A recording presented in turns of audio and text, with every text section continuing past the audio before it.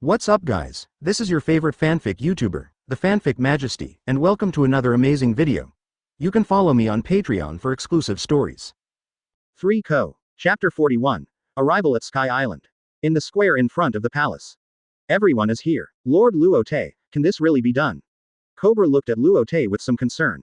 Luo Te just said that he could change the weather in this country so that they could have normal rainfall all year round. But this kind of thing is simply a miracle, and it is not something that humans can do at all.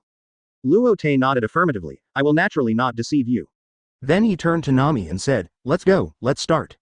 Nami looked at Luo Te and said, Then he turned into a white cloud and rose into the sky. Luo Te also rose slowly. The reason why he believed that he could do it was that the weather in a place was mostly affected by the local magnetic field. As a user of the electromagnetic fruit ability, combined with Nami's Yin fruit, he believed that he could change the weather in Alabasta by changing the magnetic field of Alabasta, and it should be successful. Stay away. After saying that, Luo Te activated the electromagnetic fruit and released a huge amount of electromagnetic force from his body. Suddenly Luo Te became like a spherical Tesla coil. The hair of the people watching below also stood up instantly, as if they were wearing sea urchins. Then Nami turned into a dark cloud and controlled the surrounding clouds to float towards Alabasta. Luo Te carefully sensed the connection between the magnetic field of the island and the dark clouds, and forcibly changed the magnetic field of Alabasta. Raindrops gradually fell from the sky, and the raindrops gradually became denser as time went by. Hualala. The rain gradually got heavier, and the residents of Alabasta also walked out of their homes. Some took out containers, some opened their mouths to the sky, and some danced in the rain. Cobra looked at the scene in front of him in shock. They had never had such heavy rain in Alabasta. And all this was thanks to the two people in the sky. According to Luo Te, the weather in their country would no longer be hot and dry in the future. They could enjoy the gift of rain like the surrounding countries. Just as everyone was cheering, Luo Te appeared in the square holding Nami. Cobra's shocked eyes gradually turned around, looking at Luo Te and Nami's pale faces, and hurriedly said with concern, Lord Luo Te, Lord Nami, are you all right? Luo Te took out 2 senzu beans, swallowed one himself, and stuffed the other into Nami's mouth. The pale faces of the two slowly turned red. Luo Te did not expect that changing the magnetic field of a small island would be so difficult. If it were not for Nami's dark clouds releasing electricity and cooperating with him, he might have really made his promise a joke. Fortunately, it's just a little physically demanding.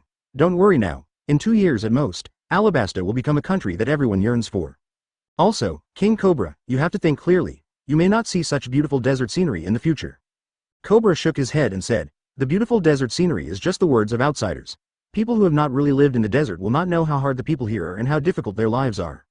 Also, Alabasta now belongs to the Luo Te pirates. It is your country. Luo Te smiled and shook his head and said, Alabasta is not Neferutali's country, nor is it my country, but the country of the people. Vivi, Cobra, Gaka and others had admiration in their eyes, and there was the same voice in their hearts. This is the king. Cobra bowed to Luo Te and said, Lord Luo Te, I thank you on behalf of the people of Alabasta. I have prepared a banquet. Please move to the banquet hall. The next morning. The sky was still gray. The country that had rained all night had lost hundreds of years of heat and became cool and fresh. Luo Te handed all the booklets to Cobra and left with everyone after giving them some instructions. In the square in front of the palace, Princess Vivi waved to the white cloud that was going away. Her eyes were full of reluctance. Although she had a short time with Luo Te and his group, she liked that atmosphere and the kind of heart-to-heart talk without class. Although she had many playmates since she was a child, those playmates always talked about Princess. As time went by, she got older and her childhood playmates gradually became alienated. When she saw her childhood playmates again, she felt a sense of distance between the monarch and his subjects. Only around Luo Te and his group did she feel the friendship between peers. For a moment, she wanted to go to sea with Luo Te and his group. Princess Vivi, it's your turn to mend the bill soon. Didn't Lord Luo Te say that he would come back in 2 years at most? Until the white cloud disappeared from her sight, Vivi turned back. Equalem, I know, I'll go right away. Vivi clenched her fists and murmured in her heart. Lord Luo Te, I may not be that powerful, but I also want to contribute my own strength to your dream. Is this Sky Island? It looks so beautiful. After leaving Alabasta, Luo Te and his group went directly to Sky Island via Magic Valley Town.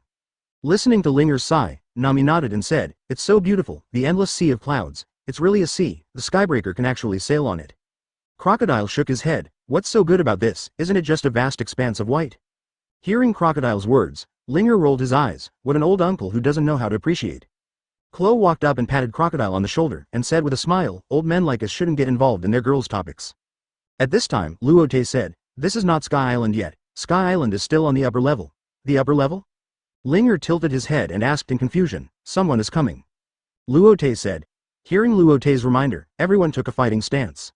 After a while, a weirdo wearing a strange mask and strange shoes appeared in everyone's sight. "Oh, you are not a good person." Crocodile took the cigar in his right hand, and a miniature sandstorm appeared in the palm of his left hand. Zoro also slowly pushed the guard of the knife away, with a look of vigilance on his face. Except for Robin, everyone else has mastered Haki, especially Chloe, whose Haki is still extremely powerful. They clearly feel that the weirdo still has some strength, but it does not pose any threat. The weirdo slid towards the skybreaker at an extremely fast speed on the sea of clouds. When he approached the skybreaker, he leapt into the air, and then his body quickly spun and rushed towards Chloe. Chapter 42. Gone foul just when the strange shoes were about to hit Luo Te's head. Snap. Nami snapped her fingers, and circles of white clouds appeared around the weirdo, like a thick vine, tightly wrapped around him and imprisoned him in midair. "What is that?" the weirdo muttered and began to struggle. But no matter how he moved, he couldn't get rid of it at all.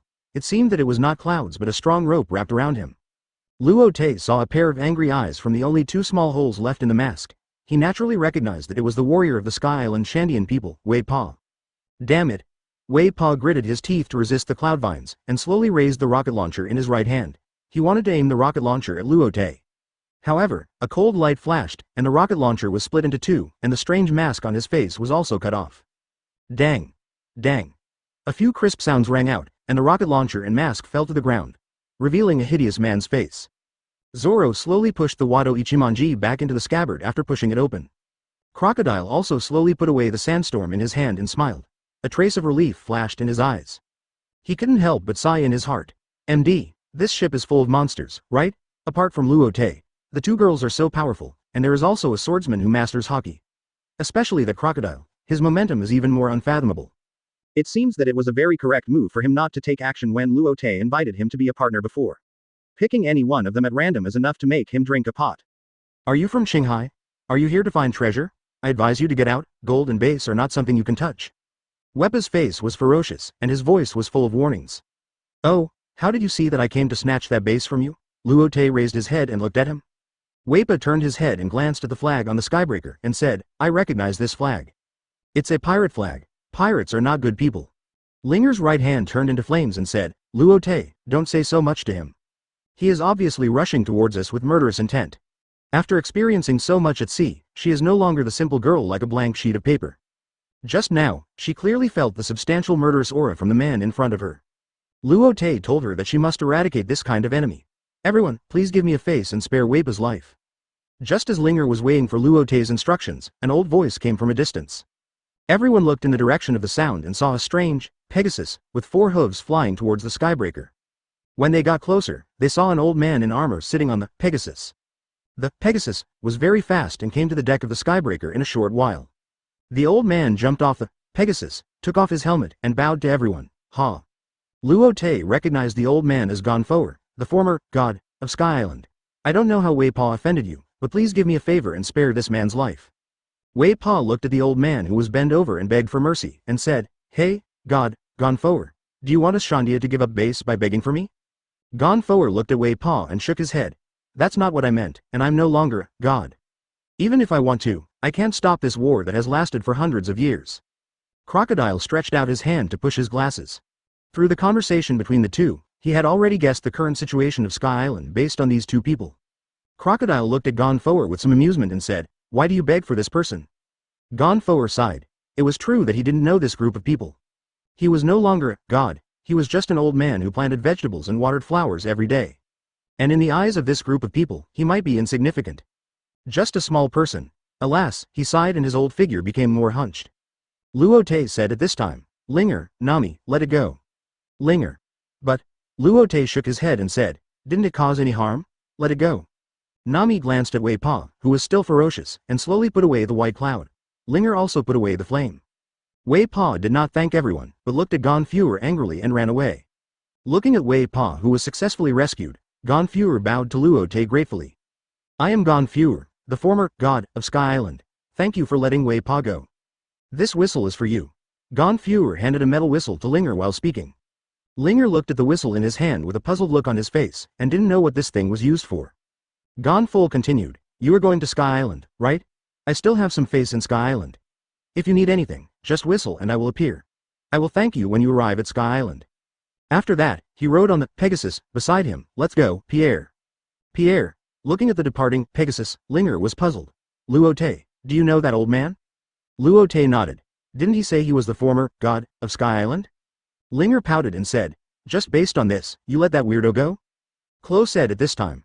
That weirdo just wanted to protect the so-called Bass, but he just regarded us as competitors or thieves. He is not a bad person, so there is no need to keep him. And I just saw Luo Te looking at the weirdo with admiration in his eyes. Could it be that he wants that weirdo to join us? Hearing this, Nami and Linger shook their heads. No, that person looks very fierce. Luo Te shook his head and interrupted them. Okay, let's go to Sky Island first and do some business. Then he controlled the skybreaker to move forward. It's really endless. Is this really above the sky?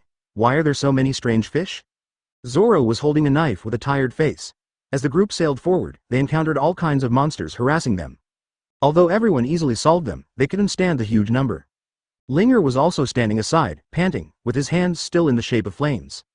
He squinted at the distance. There seems to be a door there, which should be the entrance to Sky Island. Let's go there quickly. If we continue like this, we will be exhausted. Luo Te controlled the skybreaker to move towards that side. Heaven's Gate? Looking at the words on the door, Nami couldn't help but say, Skygate, is this heaven? Robin touched his chin and said calmly, is this heaven? It seems that we are already dead. Linger hugged Luo Te's arm. Hey, Luo Te, I haven't lived enough, how can I die? Nami said, hey, Robin, don't scare the children, this should be the real entrance to Sky Island. Linger's expression eased a little. It turns out to be just the entrance to Sky Island. Luo Te controlled the skybreaker to drive into the door. Click. Click. Who is it? Zoro put his hand on the handle of the knife and looked at a small door with a vigilant face. Chapter 43. God, Enel. Are you going to Sky Island? An old woman who looked like dried plums appeared in front of everyone with a camera. Looking at the old woman, Crocodile said, why is this Sky Island guard an old woman? If you want to enter Sky Island, one person will pay 1 billion Ike. The old woman opened her wrinkled lips and spit out a word. What? 1 billion? Hearing the money, Nami couldn't sit still instantly. Money is her life. Crocodile counted on her fingers. 1 billion per person, 7 people is 7 billion. What? 7 billion? Nami was stunned and said embarrassedly, can you give me a discount? For example, 1,000 per person. The old woman said, this is the rule, and I can't change it. You have to pay if you enter Sky Island legally. Nami rolled her eyes and said, legal? Then is there any illegal way? The old woman nodded. Of course, you can enter Sky Island without paying. After all, I'm not a guard. Nami didn't think about it and directly controlled the cloud to carry the skybreaker to fly to the upper level. Linger looked scared. Hey, Nami, we didn't pay. It's illegal. Someone will definitely come to catch us. Zoro looked back and asked in confusion, why didn't the guards chase us? Who cares? Anyway, we saved 7 billion of that Ike. Nami was very happy to save 7 billion. Robin said at this time, I hope that witch doesn't curse us, otherwise we will really die. Robin, don't scare me. Linger's eyes rolled around, fearing that something ominous would happen around him. Heavenly Kingdom Supervisor, Amazon, report to the Almighty God and the God's Hall that there are illegal intruders in the Kingdom of God. Please give them heaven's punishment. Crocodile said, did you just sense what the old woman said? Sniff, huff. Crocodile took a puff of the cigar and said, no matter what that God is, if he dares to attack us, he will become a ghost. This is the real Sky Island, right? It's so beautiful. Everyone looked at the beautiful scenery in front of them and couldn't help but sigh that there are such beautiful places in the world. Trees take root in the white clouds, step towns are scattered in the white ocean, and rainbow bridges connect the cloud islands, like a dream. Although he had watched the animation in his previous life, Luo Te couldn't help but be amazed when he saw such a beautiful scenery with his own eyes, but they have more important things to do now. Let's go, there will be plenty of time to watch it later. Let's go meet the so-called God and priests first. Klo nodded when he heard it. He also wanted to see the man who regarded himself as a god. Luo Te activated the super heartnet and easily covered the entire Sky Island. After a little sensing, he knew the location of Enel. Luo Te controlled the skybreaker and flew towards the huge vine. Yahahaha, it seems that a few bugs are flying over. A man in a turban on the main seat of the shrine held a half-eaten apple in his hand. The man was naked from the waist up, with white skin, strong muscles, long earlobes hanging on his chest, and the most eye-catching thing was the 4 free Magatama drums behind him. The man was none other than Enel, the god of Sky Island. Ha ha, God, do we need to intercept them? A red-haired man who looked like a ball jumped in place. No need, they're very fast and are now under the vines. Enel took a bite of an apple. The skybreaker flew towards the shrine at an extremely fast speed and slowly stopped outside the shrine. With a flash of a knife, the gate of the shrine instantly broke into several pieces.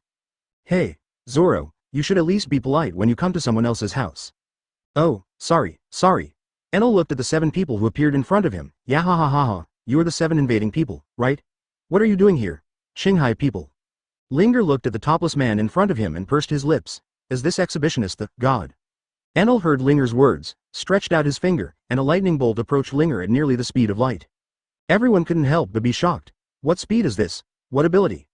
Linger was also shocked. Before he could react, he was hit by lightning and turned into a ball of fire. Seeing this scene, Enel showed a signature surprised expression. The flame gradually turned into Linger, and said, I'm scared to death, you are too unreasonable. You. What's wrong with your body? Enel pointed at Linger, with an unbelievable look on his face. Chloe and others watched Enel attack Linger and also took a fighting stance. Luo Te waved his hand and said, Enel, right? Hearing Luo Te's words, Enel slowly turned his eyes to this side. He now saw that Luo Te was clearly the boss of this group of people. Yes, what's wrong? Luo Te looked at Enel. Do you want to come with me to overthrow the real god of this world? Enel was full of doubts. The real god? I am the god. Luo Te shook his head and said, You are just a god in the small sky island. The real god is much stronger than you. Enel had never seen such a person slandering himself, and a lightning bolt appeared when he raised his hand. Bang! But the lightning bolt was blocked by a ball of fire before it reached Luo Te's face, and a violent explosion occurred. Hey, how can I let you disturb the king right away? Enel was angry. 50 million volts Thunderbeast. The flames wrapped around the Thunderbeast, and there were several more violent explosions. Luo Te picked up an apple from the plate beside him, took a bite and said, There are countless people like you in Shanghai. What? Enel looked at Luo Te in disbelief. Luo Te frowned slightly, then his eyes lit up and he pointed at Chloe and his group, saying, I know you don't believe it, so just pick one. At this time, Shira, a priest on the side, couldn't sit still. Lord God, they're too unreasonable, let me teach them a lesson with the trial of rope. Shut up, of course my trial of swamp is more powerful. Let my trial of iron send them to hell. Zoro frowned and said, What flies are buzzing in my ears, so annoying? After that, a shave appeared in front of Om. Om foresaw Zoro's movements in the heart net, but the speed could not keep up. The knife flashed, and Om fell to the ground with a wound on his chest. Zoro didn't stop for a few flashes and knocked down the remaining 3 priests. Nami twisted her pink fist and complained, Zoro is really a show-off. Enel was a little shocked when he saw Zoro putting away his knife, but it was only limited to shock. Then he pointed at Kuro and said, Then it's him. Hearing the exhibitionist's words, Linger covered his mouth and almost laughed out loud. Why choose Kuro, a pervert? Kuro is the strongest in the entire pirate group except Luo Te. Kuro pushed his glasses and raised his head and asked, Are you ready? Enel nodded and turned into lightning and appeared on Kuro's left side in an instant, 50 million volts of discharge. The lightning easily penetrated Kuro's body. Seeing this, Enel raised his head and said proudly, The reason why people are afraid of me is because I am God, the thunder they fear most in their lives. He was ready to accept the compliments of everyone, but he saw Linger and others with smiles on their faces, looking at him like a fool. What's going on? Chapter 44. Becoming the god of Sky Island. After coming to his senses, the shadow of Chloe in front of him gradually disappeared. You should have the ability to see and hear, right? How could you make such a simple mistake? Chloe's voice sounded behind Enel. Enel turned around quickly and saw Chloe standing in his place. When did you run over? Forget it, I'll let you see the power of thunder next. After that, Enel teleported to Chloe's side again. Hey, what are you attacking? I'm here, I'm already here. You're so slow. Hearing Chloe say that he was slow, Enel's veins bulged. He thought that there should be no one in the world who was faster than him. For a while, Chloe's figure appeared in every corner of the field, and thunder sounded from time to time in the air. Whoosh whoosh. Enel, who turned back into human form, panted and looked at Chloe in front of him and said, If you have the ability, don't run. Chloe raised his head, and a cold light flashed across his glasses. You said that? Chloe's figure disappeared instantly. What, faster than before? Before Enel could be shocked, he felt someone pinching his neck. His eyes slowly focused on the face of the figure in front of him, and it was Chloe. Ahem. How could it be so fast, and why can you catch me? Enel widened his eyes, unable to believe that he couldn't even last a single move. Chloe put Enel down and said, Do you know the difference now? I don't believe it, how could the arrogant Enel accept his failure? Luo Te said, Then choose another one. Enel pointed at Crocodile, he's it. Luo Te reached out and threw a magic beam to Enel. Enel looked at the black pill in his hand and looked at Luo Te with a puzzled look. This is a recovery medicine with no side effects, not a poison. I'm not that mean. Take it, don't make excuses for yourself when you lose. He stared at Luo Te for a long time and still chose to eat it. Feeling that his strength had returned to the peak, Enel was shocked again.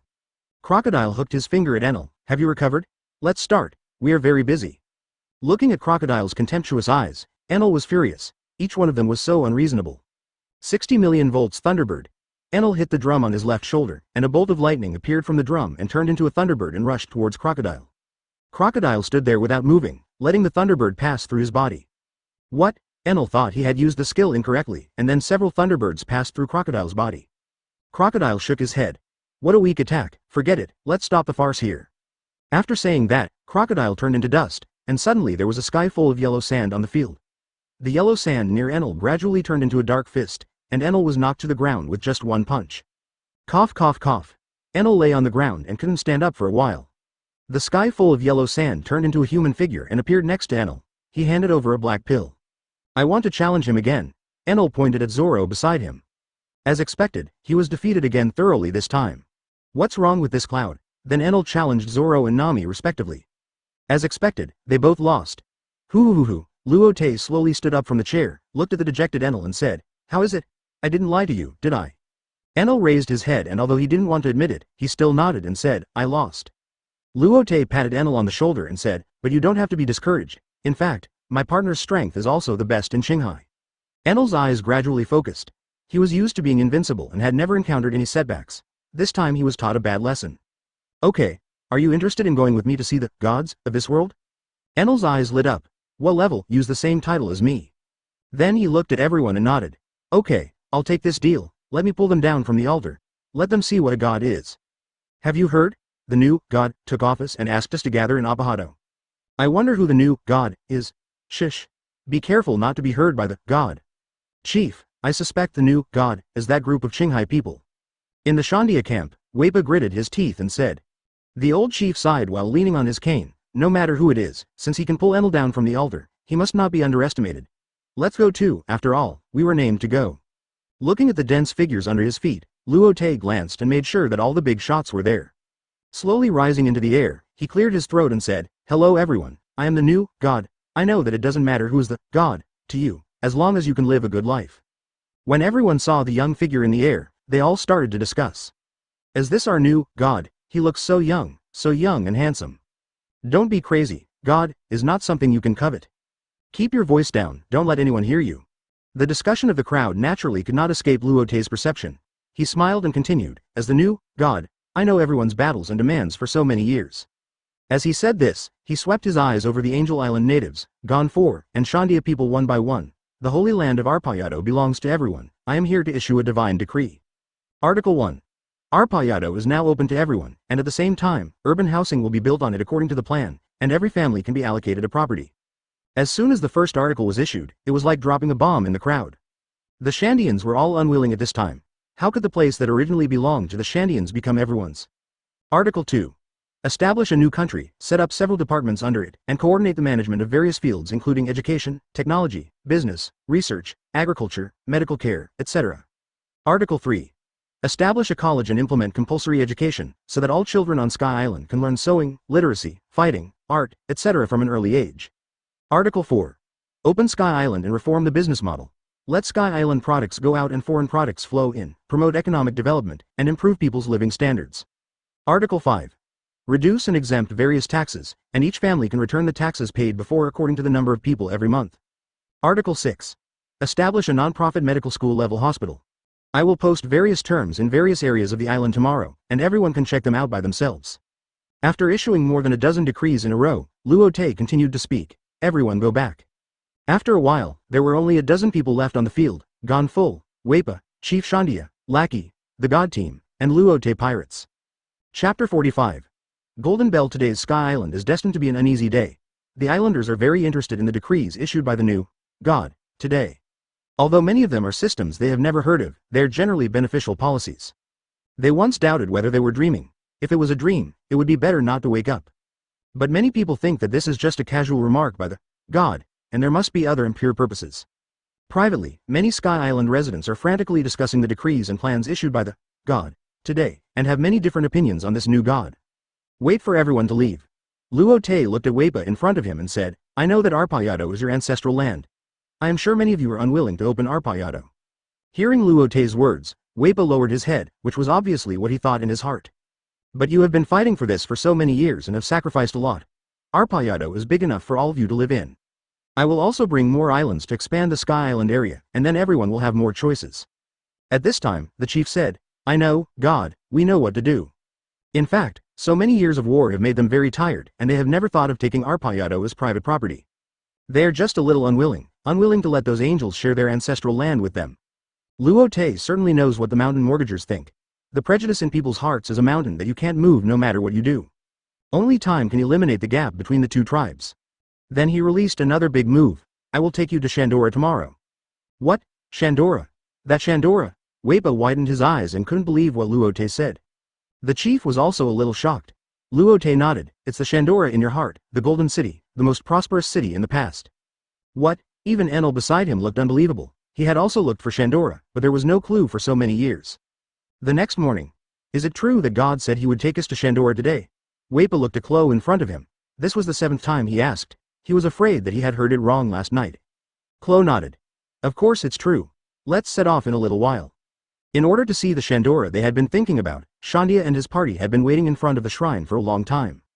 However, they had not seen the God Luo Te since they came here in the morning. Although everyone had complaints in their hearts, they did not dare to say anything. They could only wait quietly in the same place. Sorry, I kept you waiting for a long time. Just when the chief couldn't bear it anymore and was about to ask the God where to go, the voice of the God came from a distance. Everyone looked over and saw a huge golden bell with a base flying towards the shrine. Enel was shocked when he saw the huge golden bell. What is that? The golden bell. The warriors Whitebeard, Chief Shandia and Gonful were also stunned. That was obviously the golden bell they had been looking for. Luo Te slowly placed the golden bell on the shrine square, and the huge weight pressed the island cloud down a lot. I believe everyone in Shandia is familiar with this thing, right? Luo Te came to the center of the square and looked at the stunned Shandia people and said.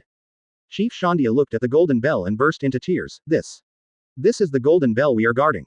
I'm sorry, great warrior Calgara, we haven't found it for so many years. Whitebeard, Lackey and others also had tears in their eyes. Luo Te flicked the stone in his hand towards the golden bell. Dang, a huge bell rang through the sky. The Shandians who were far away in their tribe were stunned for a while when they heard the bell, and then they all burst into tears. Some hugged each other, and some knelt on the ground. How many years have passed? Woo woo woo. How many years have passed, and the bell rang again. Is this the golden bell that we Shandians guard? What a beautiful bell. As the war finally over. In Angel Island, many angels naturally heard the bell. They stopped their work and looked towards the shrine. What is this sound? It sounds so good. Where did this sound come from? What a beautiful sound. Is this what God is doing? Is this the song of Sky Island? Shanghai Gaia Island. A wet chestnut uncle sat on the shore, wringing his dripping clothes, looking up at the sky. Uncle Chestnut's name is Mont Blanc Kulik. He is a man with a hard mouth and a soft heart. Although he complains about Nolando, his behavior is really impressive. He dives again and again, trying to find the golden country so that the great liar who has been called for hundreds of years can be vindicated. This is the golden bell. Could it be that the golden country I have been looking for is not in the sea but in the sky? He listened carefully to the sound of the bell and confirmed that it was not an auditory hallucination. Nolando, you are not a liar. You are not a liar. The golden country really exists, but it has gone to the sky.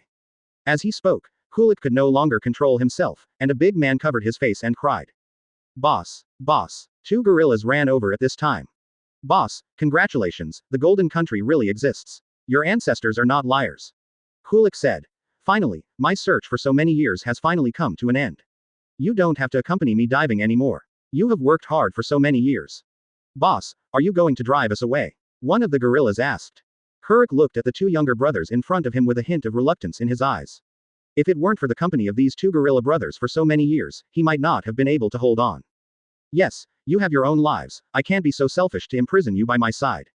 Let's go live your lives, and no longer have to accompany me to sink in this endless sea. After saying that, Kurik waved to the two younger brothers. One of the younger brothers quickly knelt down. Boss, are you going to abandon me? Kurik was a little at a loss for a moment. No, it's just that I don't want you to spend your life, no. Your life trapped by my side. The other gorilla also knelt down quickly and said, Boss, we don't have any relatives. You have become our relatives for so many years. Please don't drive us away. Kurik looked at the two brothers in front of him and cried, Okay. We will be a family from now on. Chapter 46. Golden City of Shandora. Luo Te pointed to a square stone on the base of the golden bell and said to Robin, Robin, here is something you are interested in. Hearing Luo Te's words, Robin hurried to the bottom of the golden bell. Seeing the square stone with ancient characters printed on it, is this the main text of history? She excitedly threw the bag in her hand aside, ran to the main text of history, and gently stroked every depression and ups and downs of the text with her right hand. Seeing this scene, everyone speculated, does this lady know these words? What does she want to do? Does she really know these words? Is she performing any magic? Amid everyone's speculation, Robin opened her red lips and slowly translated the words on the stone tablet one by one. Keep the truth in your heart, no need to say more. I am the one who weaves history, the ancient weapon with the name of God, Poseidon. We came here to lead this text to the end. Hey, what? Ancient weapon? The Shandians were a little confused when they heard Robin's translation. Chief Shandia spoke, his voice trembling slightly. This is the historical text that our ancestors fought so hard to protect. Robin looked at the chief and said, Chief, this historical text has completed its mission. What could it be? Robin nodded. Yes. Chief Shandia could no longer hold back and knelt on the ground, crying, our mission has been completed. The war is over. The Shandia warriors present also couldn't help crying, the war is over. Gon Full quietly wiped his tears and looked at Luo Te gratefully. He had been in power for so many years and had always wanted to end this battle. Today, this battle that lasted for 400 years finally came to an end. Luo Te said at this time, yes, the war is over. You don't have to sacrifice for it anymore. The Shandia chief knelt down in front of Luo Te. God, thank you, thank you. Luo Te raised his hand and used electromagnetic force to lift up the old chief, and then said, okay, everyone, the war is over, and you can focus more on your future life. The chief nodded, looked back at the Shandia warriors who were also crying, and his heart was full of pity. In order to recapture Arpaio, the Shandia people have been trained to be warriors since childhood, and it can be said that everyone is a soldier. This also makes the lives of these Shandia young people very difficult. At an age when they were originally carefree, they have to practice desperately. Fortunately, the war is finally over now, and they should live a real life. Luo Te led everyone to walk on the clouds under the vines, came to the location of Shandora, and pointed to the ground. Shandora is below. What? Below? Isn't it the White Sea below? Hearing Luo Te say that the Golden City is under their feet now, Gon Fuer looked unconvinced. During his reign, he had looked for the legendary Golden City of Shandora but never found it. So he still couldn't believe that Shandora was right under his feet. Enel couldn't believe it. The Shandora he had been looking for so many years was right under his feet. Weipa was so excited that he wanted to go down and see their once most prosperous place. Luo Te nodded to Zoro. Zoro pulled out the Wado Ikimonji, and a few sword lights flashed, and a big hole was cut directly in the clouds on the ground. Luo Te nodded and jumped down, and everyone followed closely. Walking forward along a passage, an extremely magnificent ruined city appeared in front of everyone. The ancient buildings came into view, standing quietly in the years. The steps and roads intertwined, as if telling the story of the past. On the walls and steps of the buildings, green vines covered every inch of space, adding endless vitality to these buildings. Time has left unique traces here, making these buildings exude a fascinating charm. There is such a magnificent building complex below. It turns out that the upper structure is just a part of the sea of clouds here. Seeing such an ancient building complex, Robin's eyes were straight. He has never been able to resist such ancient things that record history. She couldn't help but walk forward and touch the wall eroded by time. The rest of the people also stood still. Even though Luo Te had read comics in his previous life, he couldn't help but admire the ingenuity of the ancients. Weipa was crying at this moment. Great warrior Calgara, the war is over, and Shandora has been found. Luo Te looked at the magnificent metropolis in front of him and nodded. This place is very suitable as a capital, so our national capital will be set here, Shandora. When the people of Shandia heard Luo Te's decision, they were stunned at first, and then they couldn't help but be ecstatic. They knew that the god wanted to restore the previous prosperity of Shandora and prevent this golden city from being buried in the long river of time. They all knelt down in front of Luo Te. God, thank you. Luo Te nodded and gladly accepted everyone's thanks. After a long time, he spoke. Okay, the decrees and resolutions I issued before must be implemented step by step, and your help is indispensable. Everyone nodded and sat around Luo Te, waiting for the instructions of this god. Bang! At this time, a huge sound attracted everyone's attention. A huge python appeared behind everyone, and everyone in Shandia was very nervous. Luo Te naturally recognized that it was the Lord of the Sky Nora, a tragic python, more than 400 years old. When he was a child, he lived with Nolandu and the great warrior Calgara, and he especially liked to listen to the sound of the golden bell. I used to live in the golden city of Shandora, but Nolandu disappeared, Calgara had also passed away, and even the home where he once lived was buried under the white clouds. Weipa aimed the rocket launcher at the python. Lord of the Sky, what is it doing here? Just when Waipa was about to shoot the Lord of Sky Island, he saw the Lord of the Sky wandering on the streets of Shandora, looking around. Gradually, tears flowed from the Lord of the Sky's eyes, dripping drop by drop on the streets of Madara, soaking the ancient stone slabs inch by inch. It returned the tears lost over the years to this city. Is it crying? The people of Shandia were puzzled, and Gon Full did not figure out the reason. Luo Te then said, its name is Nora, it is a friend of the great warrior Calgara, it has lived in Shandora since childhood, just fell through the hole and saw this place full of memories. This is also its hometown. Chapter 47. Zone Devil Fruit Ancient Species. Luo Te no longer cared about the Lord of Sky and signaled Waipa to put down the rocket launcher. His eyes swept across everyone's faces. Everyone also knew that Luo Te had something to announce, and they all put on a serious expression. Luo Te nodded and said, first, a country will be established on Sky Island. I will be the king. Klo will be the staff officer, and his status is equal to mine. Everyone nodded to show their agreement with this decision. The next step is to select 2 assistants. Hearing this unfamiliar word, many question marks appeared on everyone's heads. The assistant is the person with the highest power besides the king and the staff officer. Everyone nodded to show their understanding. I think Gon Furer and the chief will take on these 2 roles. When I am not in Sky Island, all operations of the country will be handed over to you 2. Seeing Gon Furer's hesitation, Luo Te said again, you have been the god for so many years, and I believe everyone has seen everything you have done for Sky Island. So don't refuse. Gon Furer looked at the rest of the people again, and then nodded helplessly, well, I will use this last bit of energy to do something for everyone. Chief Shandia was also hesitant at this time. He originally planned to go home and be an ordinary old man after this time, grow vegetables and drink tea.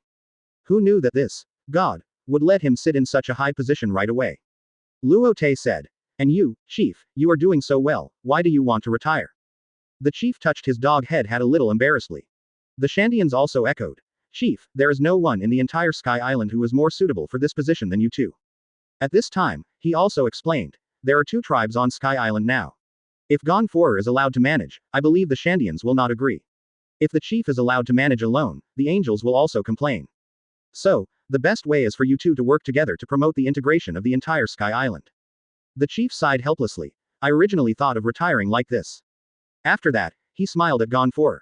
Luo Te nodded. He knew that there would be no problem with these 2 people in Sky Island. Then he said, as a country, of course there must be an army.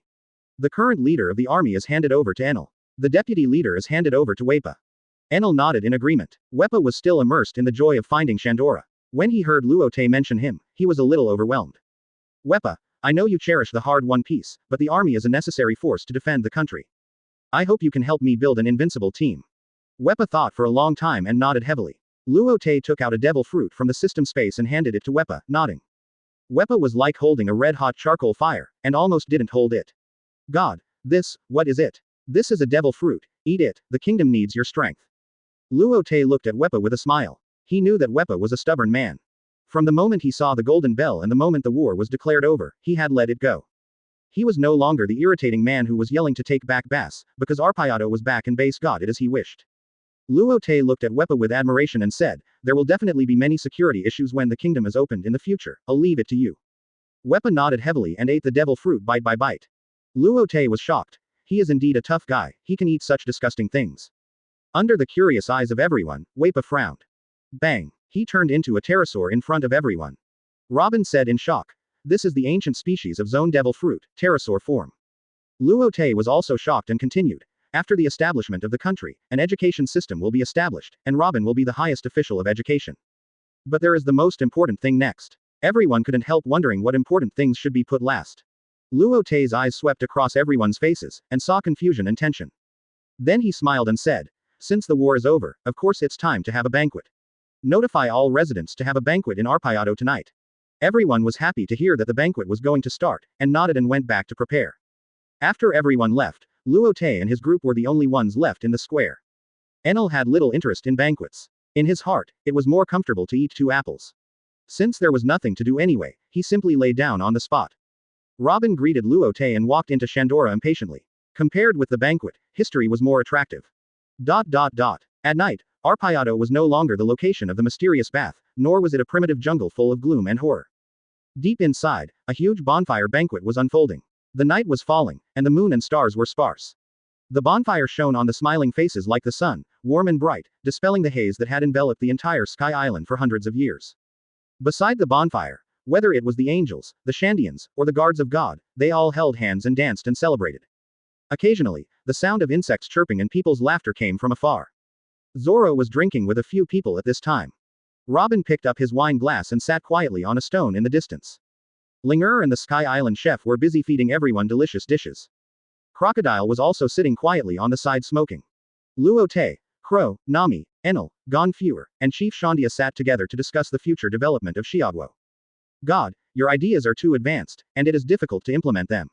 The chief's old face was quite complicated under the reflection of the leaping firelight. Luo Te nodded. Yes, without going through the rugged and dangerous road, how can you get a glimpse of the beautiful scenery on the top of the mountain? When Luo Te spoke out the various policies of China in his previous life in front of everyone couldn't help but sigh at the advancement of these systems. But then everyone became worried again. After all, some systems are related to the interests of many people, and it is really not easy to implement them. Enel sneered and said, Luo Te, I think it's better to have a high degree of power in your hands. If you don't obey, you can just use force to conquer others. That's absolutely right. Although he said this, he couldn't help but feel a little awe for Luo Te in his heart. The spirit of doing everything for everyone, for this world, and for establishing a fair order, as if Luo Te is a real god.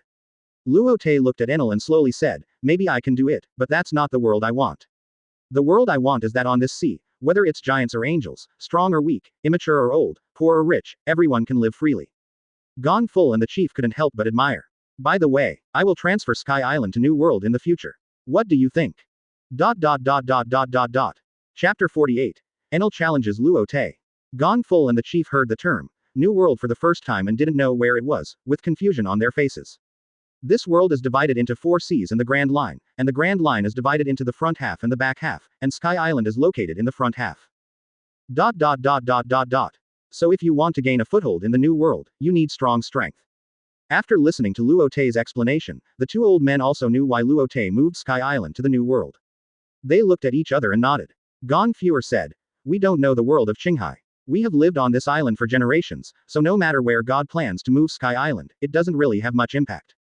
The chief also said, when does God plan to move? Luo Te frowned slightly, thought for a while and said, at most 1 year, so we have to improve our strength in this year. Gonfeuer nodded and responded, starting tomorrow, I will organize the people on Angel Island to build residential and commercial streets according to the plan. Sandia chief also said, then I will lead the Shandia people to clean up and tidy up the environment. Luo Te looked at the 2 old men who were eager to try, and a sense of respect rose in his heart. These are 2 old men who have fought for the prosperity of their tribe all their lives. He handed a bag of fairy beans to the 2. God, what is this? This is a magical medicine that can recover within minutes no matter how serious the injury is. After hearing Luo Te's explanation, the 2 old men hesitated. This. There are 2,000 pills in it. Come to me for more when you run out. The chief said, such precious pills, we. Halfway through his words, Luo Te waved his hand and said, I still have a lot of this kind of thing. Don't be stingy, construction is bound to have accidents, take it just in case. And future cultivation will also need this to assist, just think of it as a reward from God. The 2 old men were about to kneel down to thank him, but Luo Te waved his hand and blocked them with electromagnetic force. In my place, in Sha country, there is no need to perform this kind of kneeling ceremony. It is not needed now, and it will not be needed in the future. The 2 old men nodded, feeling that the responsibility on their shoulders was heavier. Luo Te said, thank you for your hard work. The 2 old men looked at each other, and Gonfeuer said, no, it's a great honor for us to help the gods. After that, he went back to study the planning map made by Luo Te and Klo. Klo also returned to the shrine to make detailed plans for future construction. After watching everyone leave, Luo Te looked up at the jade plate that was exactly the same as in his previous life, and couldn't help but start to doubt whether he could fulfill his dream. Alas, the task is arduous. Suddenly he felt his hand being wrapped by a warm little hand, and Luo Te tilted his head to see Nami's delicate face. Luo Te, I believe you can do it, and I will always support you. The girl's clear eyes were so bright in the moonlight. Luo Te gently stroked the back of Nami's hand and nodded, I will. Nami knew the greatness of Luo Te's dream, but he didn't want Luo Te to be so tired. He leaned gently on Luo Te's shoulder. Luo Te, don't work too hard. Luo Te looked at Nami with tenderness in his eyes. He is not Lu Shahui, but he can only eat the girl when she is mature.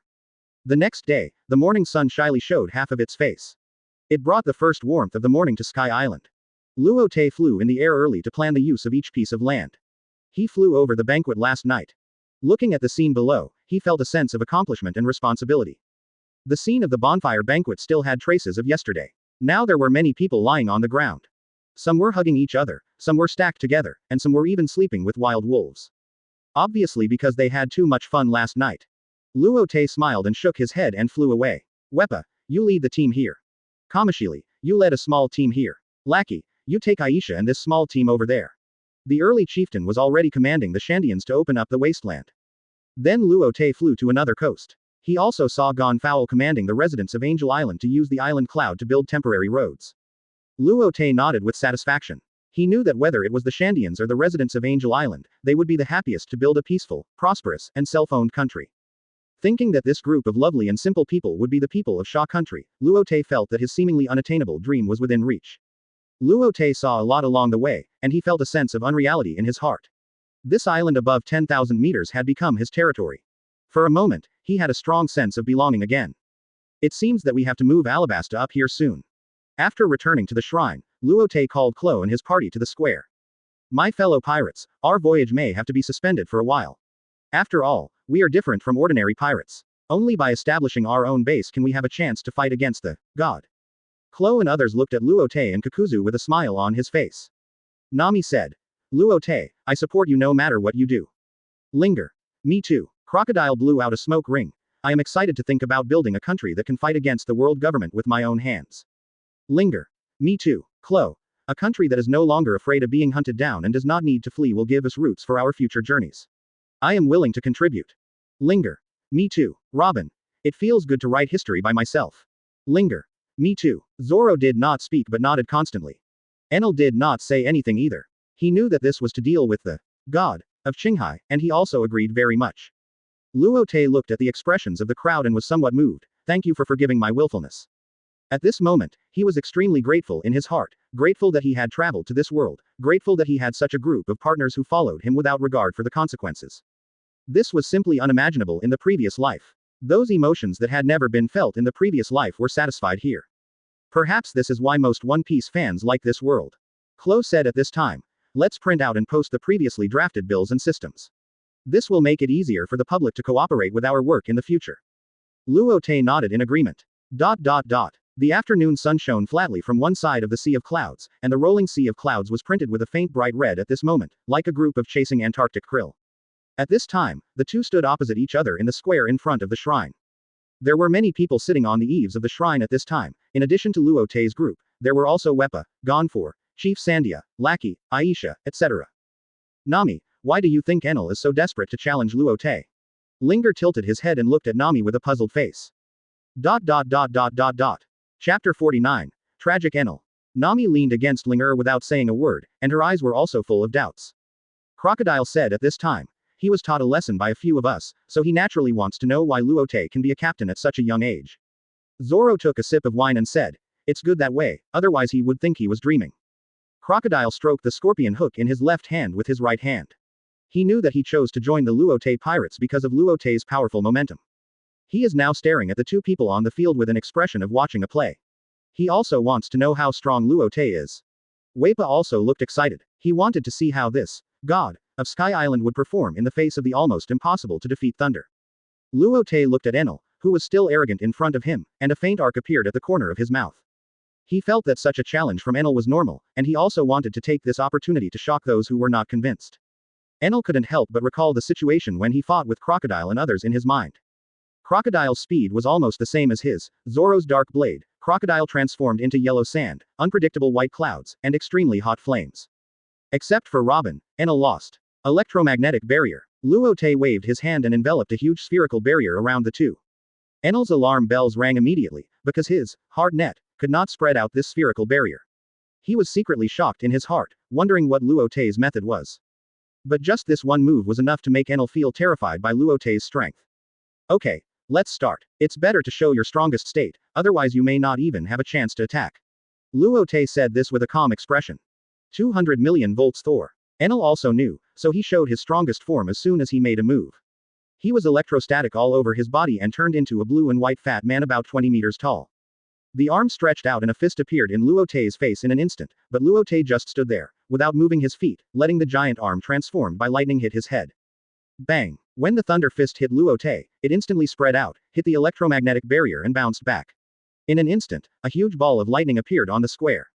Luo Te. Seeing this scene, Nami couldn't help but exclaimed. She knew that Luo Te was just a Paramecia devil fruit, and it was impossible for his body to be safe and sound after being hit by lightning like this. However, Chloe and others looked calm and didn't worry about Luo Te at all. How is it possible? How can your body withstand a 200 million volt electric shock? Enel clearly felt that Luo Te was still standing there, and his feet didn't even move. He didn't believe in evil, and punched Luo Te again. Bang, bang, bang. Suddenly, the entire star barrier was filled with thunder. Huh, huh, huh. Enel panted heavily. He didn't understand, except for Sister Lee, he had never met someone who could directly catch 200 million lightning strikes with his body. His lightning strikes have always been invincible. Now there is a person who can resist lightning strikes with his body. Why can you, a Paramecia devil fruit, withstand lightning? Even Chloe, a mythical beast, dare not take it head on. Luo Te shook his head and explained, it's not that your lightning was born by your body, but my devil fruit is special and just happens to restrain lightning. Although I think I can use hockey armor to block your lightning attack. Do you have any other tricks? If not, it's my turn to take action. Enel shook his head secretly. 200 million volts Thor is the strongest trick he can currently show. Luo Te appeared in front of the huge Thor with an electromagnetic body. So fast. It feels faster than Chloe. Enel was shocked. The body proportions of the two differed by dozens of times, but he didn't wait for his reaction. A fist hit his chest. Bang. Thor's huge body shrank like a deflated ball and became the original appearance of Enel. He was lying on the ground, unconscious, spitting blood, and a huge hole appeared on the right side of his chest. The lightning in the spherical barrier also disappeared at this moment. Luo Te waved his hand to remove the barrier, and the people outside the field could see the situation inside. Hiss, hiss, SS's. SSS. The crowd was full of gasps. They couldn't help but be shocked, they didn't know what had just happened. But judging from the current scene, Luo Te was spotless, even his hairstyle hadn't changed at all. And Enel fell to the ground unconscious, with a huge hole in his chest. Linger, who saw the situation on the field, couldn't help but cover his eyes and said, Luo Te's attack was too heavy, right? Nami also tilted her head to one side, unable to bear to watch this bloody scene. Hey, Luo Te didn't beat Enel to death, did he? Why can't I feel Enel's heartbeat? Zoro took a sip of wine and said in shock. Crow shook his head, he didn't know why Luo Te was so cruel, and murmured, I don't know, maybe Luo Te has his own plan. Dong. Dong. Squeak. Just when everyone thought the dust had settled, tiny lightning bolts were beating on Enel's chest. Boom, boom, boom. Could it be? Chloe pushed his glasses with his right hand and looked at Enel in disbelief. In his observation hockey, he clearly felt that the heart that had stopped beating was slowly resuming its beating. Zoro and others naturally felt it as well. All of them looked in disbelief.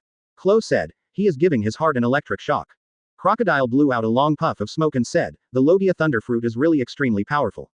I wonder how powerful it will be after Enel masters hockey. Nami dared to turn around only after hearing what they said. They thought that Enel, who had just become a partner, was removed from Luo Te's list. She knew that in Luo Te's heart, he would protect any partner he recognized. So when she saw Enel's almost fatal wound, she had the doubts just now. If Weipa and others had not heard Chloe and others' explanation, they might not have known what happened. At this time, they were looking at Luo Te with a shocked face. I secretly rejoice that Luo Te is not an enemy, at least not at the moment. Ahem. Enel finally regained consciousness, but the injury was so severe that he could not even sit up. Luo Te flicked his finger and sent a senzu bean into Enel's mouth. Gulp. Without any hindrance, Enel swallowed the black pill directly. The huge hole in his chest healed slowly, but the wound was so big that it took 10 minutes to fill the hole even after eating the senzu beans. Ahem. Captain, you are too harsh, right? If I hadn't been for the thunder fruit, I would have been sent away, right? Enel was still lying on the ground. Although the surface wound healed, the internal organ injury did not recover so quickly. At this time, Linger and others came closer. Nami and Linger ran to Luo Te's side, each holding Luo Te's arm. Nami rubbed her head against Luo Te. Luo Te, you scared me to death. Are you hurt? Luo Te reached out and touched Nami's little head. Don't worry, isn't everything fine? Enel couldn't stand it anymore. Hey, we are friends after all, is there anyone who cares about me? Oh, I was just about to notify everyone to have a feast. Robin still didn't hide her evil intentions. Hey, little girl, I'm not dead yet. Ahem. Hearing Robin's words, Enel rolled his eyes and coughed up a few strands of blood. His face became even paler. Chapter 50. Return to Qinghai. Ha ha ha, Enel, you are too miserable. Crocodile looked at Enel lying on the ground and couldn't help but sneer. This man with the same arrogant mentality as him succumbed to Luo Te's tyranny at this moment, and couldn't help but sigh. The crowd gradually dispersed, and they were taken away by Gon Full and the chief. They still have many tasks to complete next. Papa. Luo Te patted Enel on the shoulder. Okay, get up, I have something to explain. Nami took Luo Te's hand and asked, Luo Te, are you leaving? Luo Te's expression was a little helpless and said, the revolution has not yet succeeded, and we can't stop. Crocodile nodded, he knew what Luo Te was going to do next. Shandora in the sun seemed to be shrouded in a layer of golden halo, Madara's mottled stone walls, smooth slate streets, and scattered buildings, all telling stories of the past. The covering on top has been cleaned up, and now many Shandia people are cleaning the vines on the wall. Looking at the scene in full swing in front of him, Luo Te nodded. After a few days of planning, the construction of the entire Sky Island is gradually getting on track. Crow, I will leave Sky Island to you during my return to Qinghai. When we appear in public again, the whole world will be shocked by us. Crow nodded. He knew that the Luo Te pirates were different from other pirate groups and had different goals. It is not possible for all the people on the same ship to go out and adventure together all the time, although it would be a good feeling to go out to sea together. Everyone has their own work to do. According to Luo Te, a big event will happen in more than a year, and that will be the moment when their Luo Te pirates will truly show their strength. There is even no need to wait another year before they may be attacked by other competitors. So he has to be cautious. The next morning, at the edge of the Bye-Bye Sea. Luo Te, are you sure, can you four go down? Linger and others looked at the four people on the skybreak at this time. Luo Te only brought Nami, Enel and Crocodile. I'm not going to fight this time. The number of people is not a big problem. Next, we will face the world's largest Uzumaki. We need to improve our strength as soon as possible to stand firm among the Uzumaki. Everyone nodded thoughtfully. They heard Luo Te say that the next 2 years will be 2 years of great changes with the fourth sister. There are endless opportunities and endless crises. Luo Te originally wanted to go to Qinghai alone, but Nami hugged his arm and kept acting like a spoiled child, so there was nothing he could do. But it was a blessing to have such a beautiful woman accompany him along the way. And Enel followed because he wanted to see the infinite land and meet the masters of Qinghai. He must get back the ground he lost to Luo Te and his gang. Helplessly, Luo Te could only nod in agreement. Otherwise, leaving such a brainless guy on Sky Island would not only be of no help, but would even make Croco distracted to watch him. It's not worth the loss, so he just took him with him. Crocodile was brought down by Luo Te as a temporary advisor.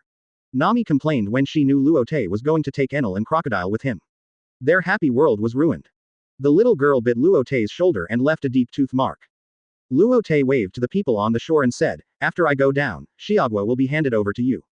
He nodded to Nami. Nami used her ability to lift the skybreaker and slowly descended towards Qinghai. Looking at the slowly rising scenery in front of him, Luo Te couldn't help but laugh. He remembered that in the comics, Luffy and his group were riding on the octopus balloon to Qinghai. In the end, the octopus balloon leaked and fell directly into the marine base. It didn't take much time to descend from an altitude of 10,000 meters.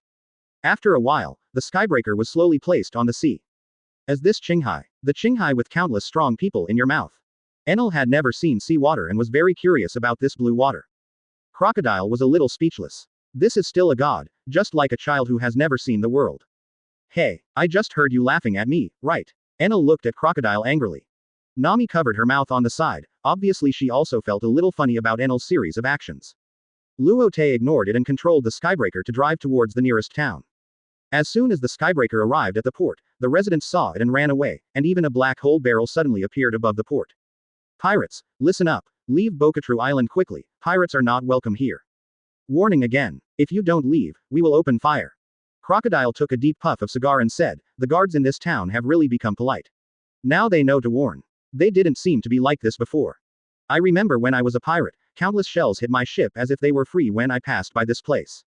Nami and the others were also confused. However, what they didn't know was that the people who controlled the artillery were almost scared to pee. They were afraid that if they shook their hands, the artillery would be fired. Enel laughed angrily. How could these people not know what is good for them and disrespect God? Yahahaha, what a group of rude people, then go.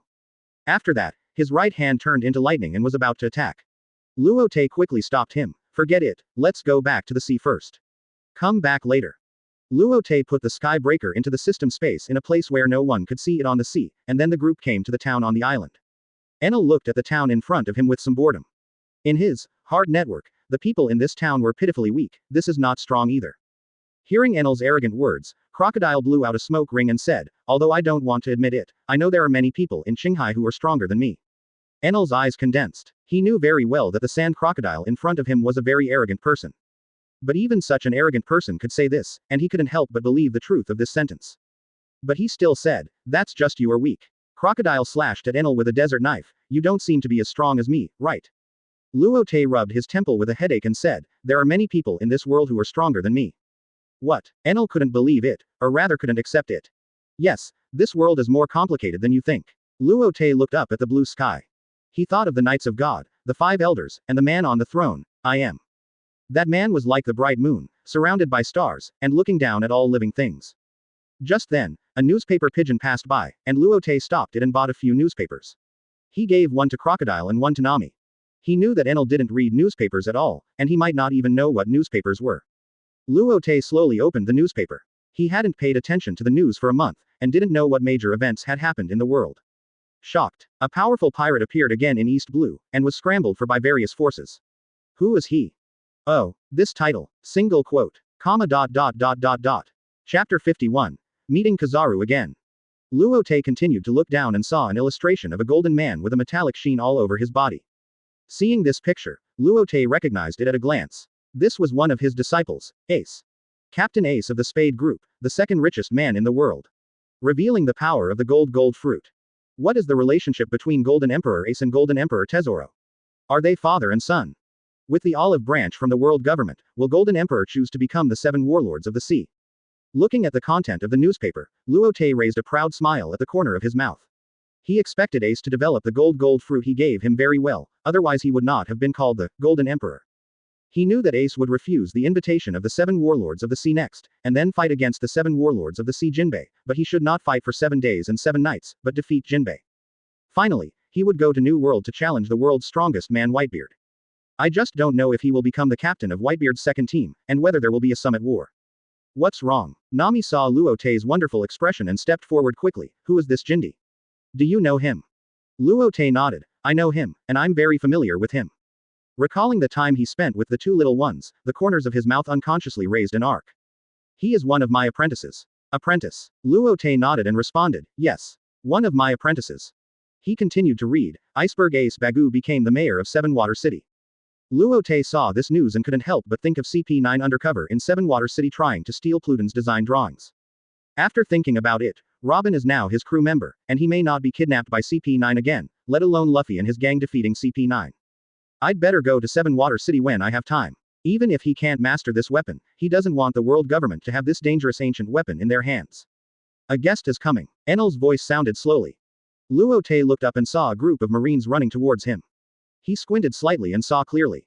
The leading Marine had long straight pink-black hair. The scarlet uniform could not hide the surging waves. There was a lady's cigarette in the corner of her mouth and a pair of sunglasses on her forehead.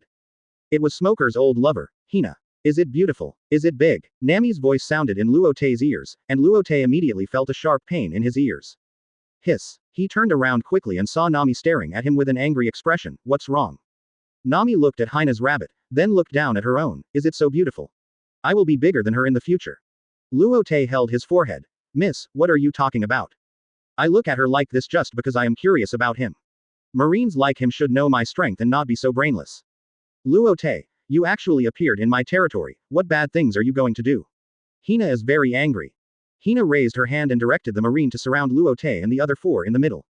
Sister, which eye of yours saw me doing something bad? Luo Te spread his hands helplessly. Whether you have done anything bad or not, as a pirate, you should be arrested. Hina stretched out her hand and pressed down, and the soldiers pointed their guns at the 4 people. Hey, don't point these toys at us, we might do something bad if we are not careful. Crocodile stretched out his hand and took the cigar in his hand and spoke lightly. Hearing Crocodile's voice, Hina looked carefully at the 4 people in front of her. Seeing Crocodile was also surrounded, Hina's cigarette fell to the ground. Somewhat incredulously, he said, you are. Crocodile, aren't you the 7 warlords of the sea? Have you joined Luo Te's group? Crocodile raised his scorpion hook and said, 7 warlords of the sea. Whoever wants to be that kind of person can be one. Hearing this, Hina was furious. Have you really joined Luo Te's group? Crocodile spread his hands. Isn't the fact in front of us? Hina is very angry. You can't escape today. Then she stretched out her right index finger and pointed at Luo Te. Bang, bang, bang. Gunshots rang out in all directions, and bullets flew densely towards Luo Te and the other 4. However, the scene that the soldiers expected did not appear. They saw the bullets directly pass through Nami's body, and white clouds appeared at the wound, and the wound disappeared instantly. The bullets passed through Crocodile's body, stirring up waves of yellow sand.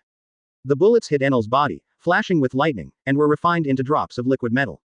The bullets that pierced through their bodies hit the soldiers behind them, and screams rang out. The bullets stopped around Luo Te, as if he had entered a quagmire and could not move at all. Luo Te appeared beside Hina in an instant and whispered in her ear, "Don't you Marines have information about us? You dare to attack us with just a few people?" Feeling the hot air from Luo Te blowing on her ear, Hina took a step to the side with a red face, keeping a safe distance from Luo Te. "No matter how strong you are, Hina will definitely catch you." She signaled the soldiers to attack regardless of the chaos on the field. Luo Te shook his head. "You are so stupid, didn't your old lover Smoker remind you to do it within your ability?" After saying that, his pupils turned red, and a momentum spread around. The soldiers were unable to resist and foamed at the mouth and lost consciousness. Hina also sat on the ground with her legs softened. Her pupils dilated, and she murmured, "Hockey. Conqueror's hockey." Luo Te said, "Let's go." Nami rushed to Luo Te's side and looked at Luo Te with a smile. Luo Te's scalp was numb. What's wrong? You don't plan to take that Marine with you?" Nami hugged Luo Te's arm and pointed at Hina who was lying on the ground. Luo Te was a little distressed. Why are women in this world as difficult as those in Blue Star? Single quote. He patted Nami's head and said seriously, "What are you thinking about? Children, don't think about these things." Nami puffed up her chest angrily, "I'm not young anymore, okay? And I will definitely be older than him in the future." Luo Te nodded, "Yeah, I look forward to that day." Then he teleported back to the ship when Nami was not paying attention. Looking back at Nami who had turned into a cloud, Luo Te grinned, "Nami-chan, you are too young. When you grow up I will let you know what cruelty is." Single quote. After a while, the three of them also boarded the ship. "Is this the Marine, the biggest force in the Grand Line you mentioned? It doesn't look that good, does it?" Enel's voice had just fallen. A dazzling flash appeared on the bow of the Skybreaker. "Koa Yile, brother Luo Te, we meet again. .. Chapter 52. Enel is taught a lesson again. Luo Te looked at Admiral Kizaru, who still looked wretched, and said, "It's been a long time, Uncle Kizaru." Ding. Trigger options. A. Defeat Kizaru and plant the seeds of rebellion. Rewards. Top armament hockey, top physique, Senzu beans 1000. B. Stay with Kizaru in Impel Down. Rewards. Paramecia Devil Fruit 1, Kizaru Brand Suit 1, Senzu beans 100. C. Leave Kizaru on the seabed. Rewards. None. Closing square bracket. What does option A mean? And option C has no reward. What's the reason? Single quote. I choose A. Single quote. After comparing, although he has the ability to escape from prison and can get a strong crew member in level 6, he still chooses A. Crocodile looked at Kizaru standing on the bow and was a little shocked. In fact, the two did not belong to the same camp at all, so the last time they met was at the World Summit held every 4 years. I didn't expect to meet Kizaru again in such an occasion. Oh duo, isn't this our Shichibukai, Crocodile? Kizaru looked at Crocodile standing aside, and his wretched expression turned into curiosity. Have you really joined Luo Te's group? Crocodile spread his hands and said, "Isn't this obvious?" Kizaru covered his head, with a headache on his face. "I didn't expect that a rebellious guy like you would choose to become someone else's subordinate." Correction, we don't have the saying of hands are not subordinates, we are partners. Luo Te interrupted Kizaru. Enel couldn't help it, since the man in yellow stripes appeared here. He said something that he couldn't understand. Luo Te, is this the Marine Admiral you mentioned? Kizaru then noticed that there was a man with his breasts exposed on the boat, and asked Luo Te, "Is this your new partner?" Luo Te nodded. "Let me introduce you, this is God Enel, my new partner." Then he introduced Kizaru to Enel. "This is Marine Admiral Kizaru, the sparkling fruit ability user, and also one of the highest combat power in Naval Headquarters." Hearing that it was the highest combat power in the Marine, a glimmer flashed in Enel's eyes, which was clearly a fighting spirit. "Kawa Yati, you found two powerful partners again. Luo Te." Enel didn't care whether he was Kizaru or Green Ape, he directly said to Kizaru, "Your name is Kizaru, right? Come and fight with me. Let me see the strength of Qinghai people." Without waiting for Kizaru to react, Enel instantly appeared beside Kizaru. 100 million volts of discharge. The lightning went straight through Kizaru's body. Kizaru was shocked by Enel's move, and his expression became a little exaggerated. "Kawaii, such a fast speed, is it the power of Logia Devil Fruit? Or Thunder Fruit?" Seeing that this move had no effect, Enel continued to increase the electric shock. 150 million volts of discharge. Kizaru appeared beside Enel in a flash. "Have you ever been kicked at the speed of light?" Knowing that Enel was Logia Demon Fruit power, his kick was naturally covered with armament hockey. Bang! Enel was kicked to the island with just one kick, and the island was immediately covered with smoke and dust. Enel stood up with a trace of blood at the corner of his mouth. Cough cough cough. Kizaru did not chase him immediately, but still stood at the bow. 200 million volts Thor. A huge blue fat man teleported to the bow and punched Kizaru. Kizaru looked up. Kawaile, what a scary guy. He turned over and kicked Thor on the head. Bang! The huge body of the Thunder God was kicked away again, with a few strands of blood floating in the air. Thunder metallurgy. Thor pressed one hand on the ground, extracting the metal from the soil. It gradually turned into a metal trident, and teleported in front of Kizaru. You are really a cockroach from immune to death. Kizaru shook his head. Sword of the Cloud. Suddenly, a golden long sword appeared in Kizaru's hand, and he raised the sword to chop Thor. Boom. Thor Enel raised the trident to block the golden lightsaber, but was knocked back dozens of meters by Kizaru's powerful blow. Enel looked at Kizaru, who was not red or out of breath, and his heart almost sank. Is this the highest combat power of Marine? It's really extraordinary. Come again. He is the god of Sky Island. Although he was once, he is still the most feared natural disaster by people, thunder. Boom, boom, boom. Kizaru used the lightsaber in his hand as an axe and chopped at Thor Enel with one sword after another. Enel panted and looked at Kizaru in front of him, his hands were a little numb. Come again. After saying that, he tightened the trident in his hand and rushed towards Kizaru. Kawa, powerful Logia demon fruit power. Dang. Kizaru slashed at Enel with a sword. Enel just blocked it with the trident, and foresaw a glowing leg kicking his head. But the speed was too fast and there was no time to react. Bang. Thunder God Enel directly changed into his original form, ahem. Damn Admiral. Okay, Enel, hockey hasn't even started yet, you can't deal with him. Luo Te appeared beside Enel in an instant, stretched out his hand and threw a senzu bean into his mouth. Kizaru frowned, because he sensed that just after Luo Te fed Enel a black pill, the injury actually recovered at a speed visible to the naked eye. He couldn't make up his mind what kind of magic medicine it was. It seemed that Luo Te still had a lot of things hidden. After doing all this, Luo Te looked up at Kizaru. Okay, Uncle Kizaru, what are you doing here? What else could it be? It's because brother Luo Te appeared on the sea again, an injured marine. This time, I specially came to invite brother Luo Te to live in Impel Down for a while. Luo Te pursed his lips. This Kizaru is really polite. He knew that as long as he was in Grand Line, there would be a day when he would be discovered by Marine. He didn't intend to be sneaky all the time. But he didn't expect that he would be discovered as soon as he returned to Qinghai, and it was Marine. Kizaru pressed his sore temples. So you don't plan to go to Impel Down with me? Luo Te rolled his eyes. I'd have to be stupid to go to Impel Down with you. Kizaru sighed. Alas, it seems that we can't reach an agreement. To be honest, I really don't want to be an enemy of brother. Luo Te has a lot of things to do when he returns to Qinghai now, so he can't delay here. He appeared in front of Kizaru in an instant, his fist covered with armament hockey and wrapped with Conqueror's hockey. He punched Kizaru in the face.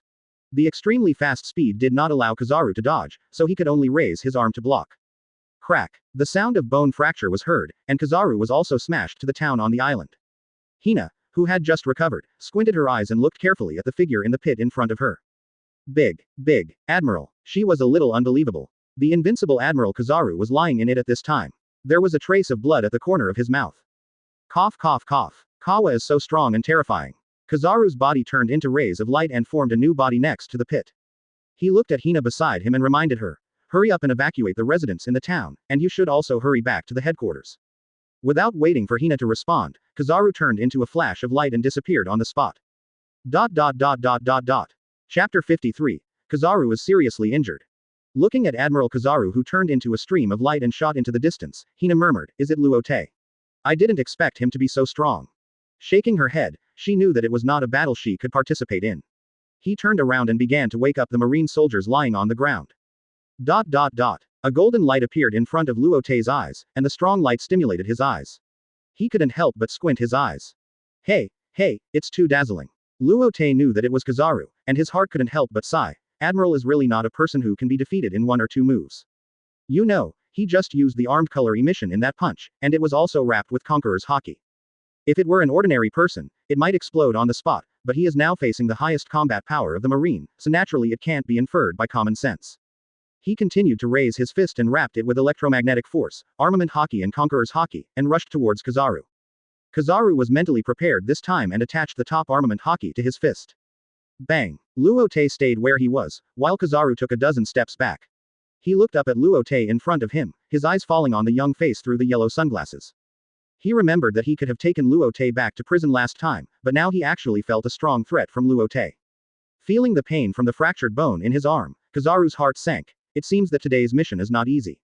Kizaru's expression naturally fell into Luo Te's eyes, and of course he knew Kizaru's psychological gap at the moment. He released all the electromagnetic force, and in an instant Kizaru seemed to be a small boat in the wind and waves.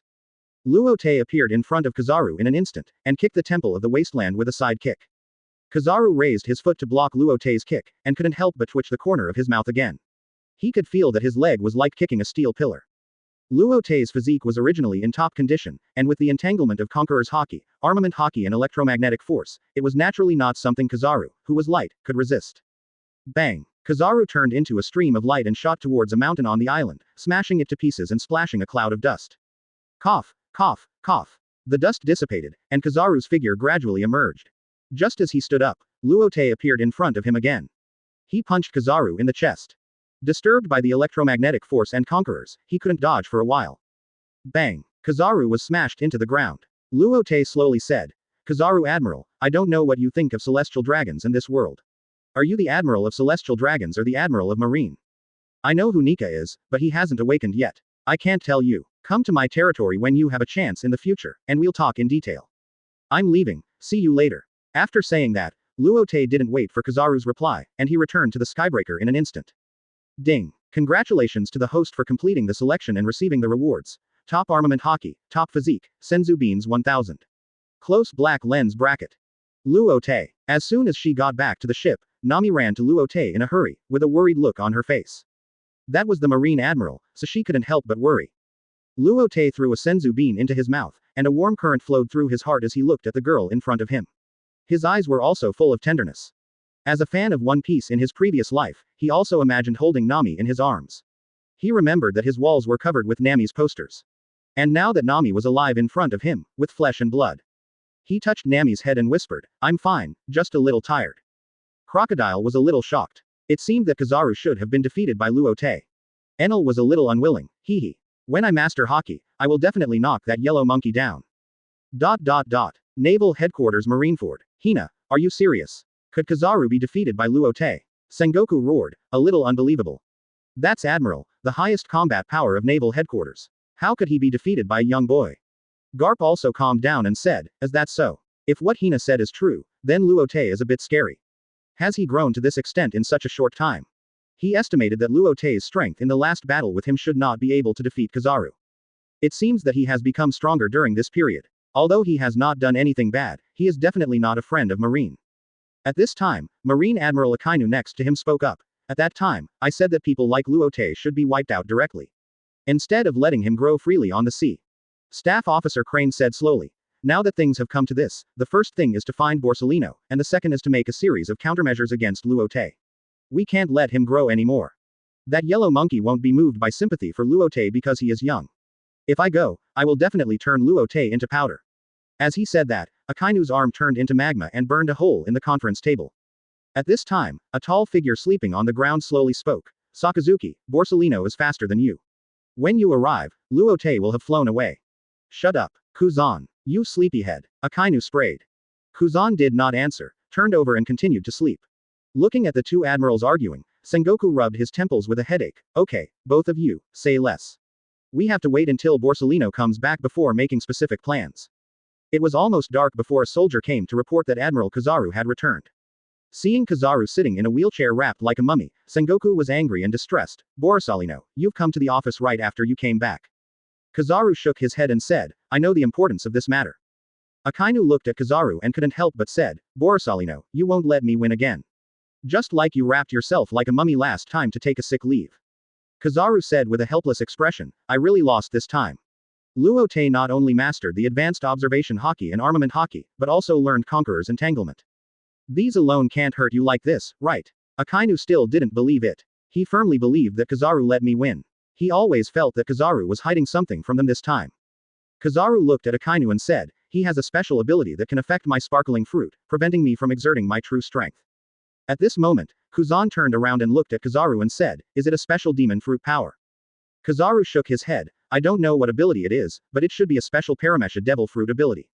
Sengoku's brows were already wrinkled into a Chuan shape at this moment. Are there any other news?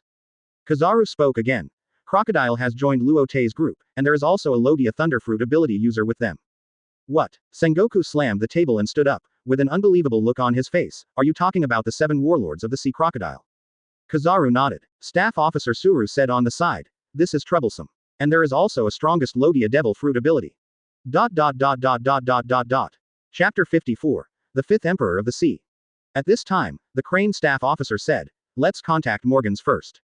Sengoku nodded. It seems that this is the only way. Then he continued to instruct the soldiers. Tell each branch that once the whereabouts of Luo Te's group are discovered, don't act rashly, report quickly, and let the admiral take action. Okay, let's adjourn. Borsellino, you should recover quickly. Your fastest speed depends on you to contain Luo Te. Kizaru nodded and commanded the soldiers behind him to push him out of the office. Akainu walked out of the door with anger, and Aokiji changed his posture and continued to lie down and sleep. Early the next morning, groups of pigeons distributed newspapers to the world. And these newspapers pushed Luo Te's group to the forefront. New World, Moby Dick. Dad, big news. Pineapple Head ran to Whitebeard with a stack of newspapers. Marco, what news made you lose your composure? Seeing Marco running over, Whitebeard quickly hid the bottle behind him. Dad, it's Luo Te. Marco handed the newspaper to Whitebeard. Shocked. The new emperor of the sea, Luo Te. Gulala, Luo Te boy, you are quite capable. You can actually beat Admiral. Marco looked worried. Luo Te is really young and strong. I hope there will be no conflict with him in the future. Whitebeard threw the newspaper on the deck and laughed. Gulala, little guys, what are you afraid of? I am Whitebeard. Oh. New World Cake Island. What the hell, Luo Te boy? What is the fifth emperor of the sea? I'm afraid you are still too young. Is it a special race? Big Mom looked a little angry and curious while holding the newspaper. Hey, Mom, this Luo Te is still in the paradise. Perospero stuck out his tongue and reminded him. Ah, brat, come to New World. Big Mom yelled angrily. Katakuri worriedly said, this young Luo Te has really thrown a stone for this peaceful world. New World Redforth. Boss, this young pirate named Luo Te is really capable of causing trouble. Now he can actually defeat Admiral, but one person's strength alone cannot make him an emperor. Lakelu sighed while holding a newspaper. Shanks also held a newspaper, looked at Luo Te's face on it, and shook his head. This should be a means of the marine or the world government. The purpose should be to let the four emperors deal with him. Ben Beckman echoed, since Luo Te is already so powerful, they don't want to waste their troops to fight directly. Only they can do this. Wanokuni Ghost Island. Bang. Kaido smashed a gourd wine jug to the ground. Damn it, can anyone be called an emperor now? Isn't it just defeating an admiral? Can you be called an emperor like this? Too young. East Blue Windmill Village. The fifth emperor, Luo Te looks very happy. Makino nodded with a newspaper. Makino, what is the emperor of the sea? Luffy sat aside with a curious look on his face. Makino thought for a while and responded. The emperor of the sea is the strongest among the pirates, and the closest to the pirate king on this sea. Wow, does Luo Te being the fifth emperor of the sea mean that he is also one of the 5 strongest pirates in the world? Luffy's eyes were full of stars, and he admired him very much. Makino nodded and continued. Also, Shanks is one of the emperors. Wow, is Shanks also an emperor of the sea? Luffy stood up and pressed his hat. Shanks, Luo Te, I must surpass you. Ha. Skybreaker. Nami waved at the pigeon while holding the newspaper. It's getting more and more expensive. Your news agency won't last long. I'll see if there's any big news. Nami just opened the newspaper and saw the eye-catching headline. Luo Te, you're on the newspaper again. Luo Te walked slowly to Nami and looked at the headline on the newspaper. Is it the same trick again? Then you'll be disappointed. I haven't thought about going to New World recently. Nami flipped the page. Damn, these people are really too much. They even said that you don't take the other 4 emperors seriously at all. Luo Te patted Nami on the shoulder and said, this is their usual style. We don't need to care. They just want the 4 emperors to clash with us so that they can benefit from it. We just need to do our own thing. Nami nodded, but her expression was still a little angry. Then she flipped the page again, and several bounty orders fell out. Luo Te, this should be your new bounty. 4 bounties fell out. Luo Te, only dead. 1,800,000,000. Crocodile, dead or alive. 500 million. Thor, dead or alive. 340 million. Nami, dead or alive. 280 million. Why, we haven't even made a move yet and they're raising our bounty. Nami looked at the bounty with a look of disbelief on her face. At this time, Crocodile and Enel also stepped forward. Crocodile took the bounty order calmly and looked at it. I didn't expect that I would have my own bounty order again after so many years. Enel ran over to take a look, with a puzzled look on his face. What is this? Crocodile explained. This is a bounty order, which is the bounty of Marine and World Government for you. You can get the following bounty if you are killed or captured alive and handed over to Marine or World Government. Enel smiled. Yeah ha. I am the god of thunder, this bounty is far from enough. Next time I want to defeat that yellow monkey, I will also increase the bounty.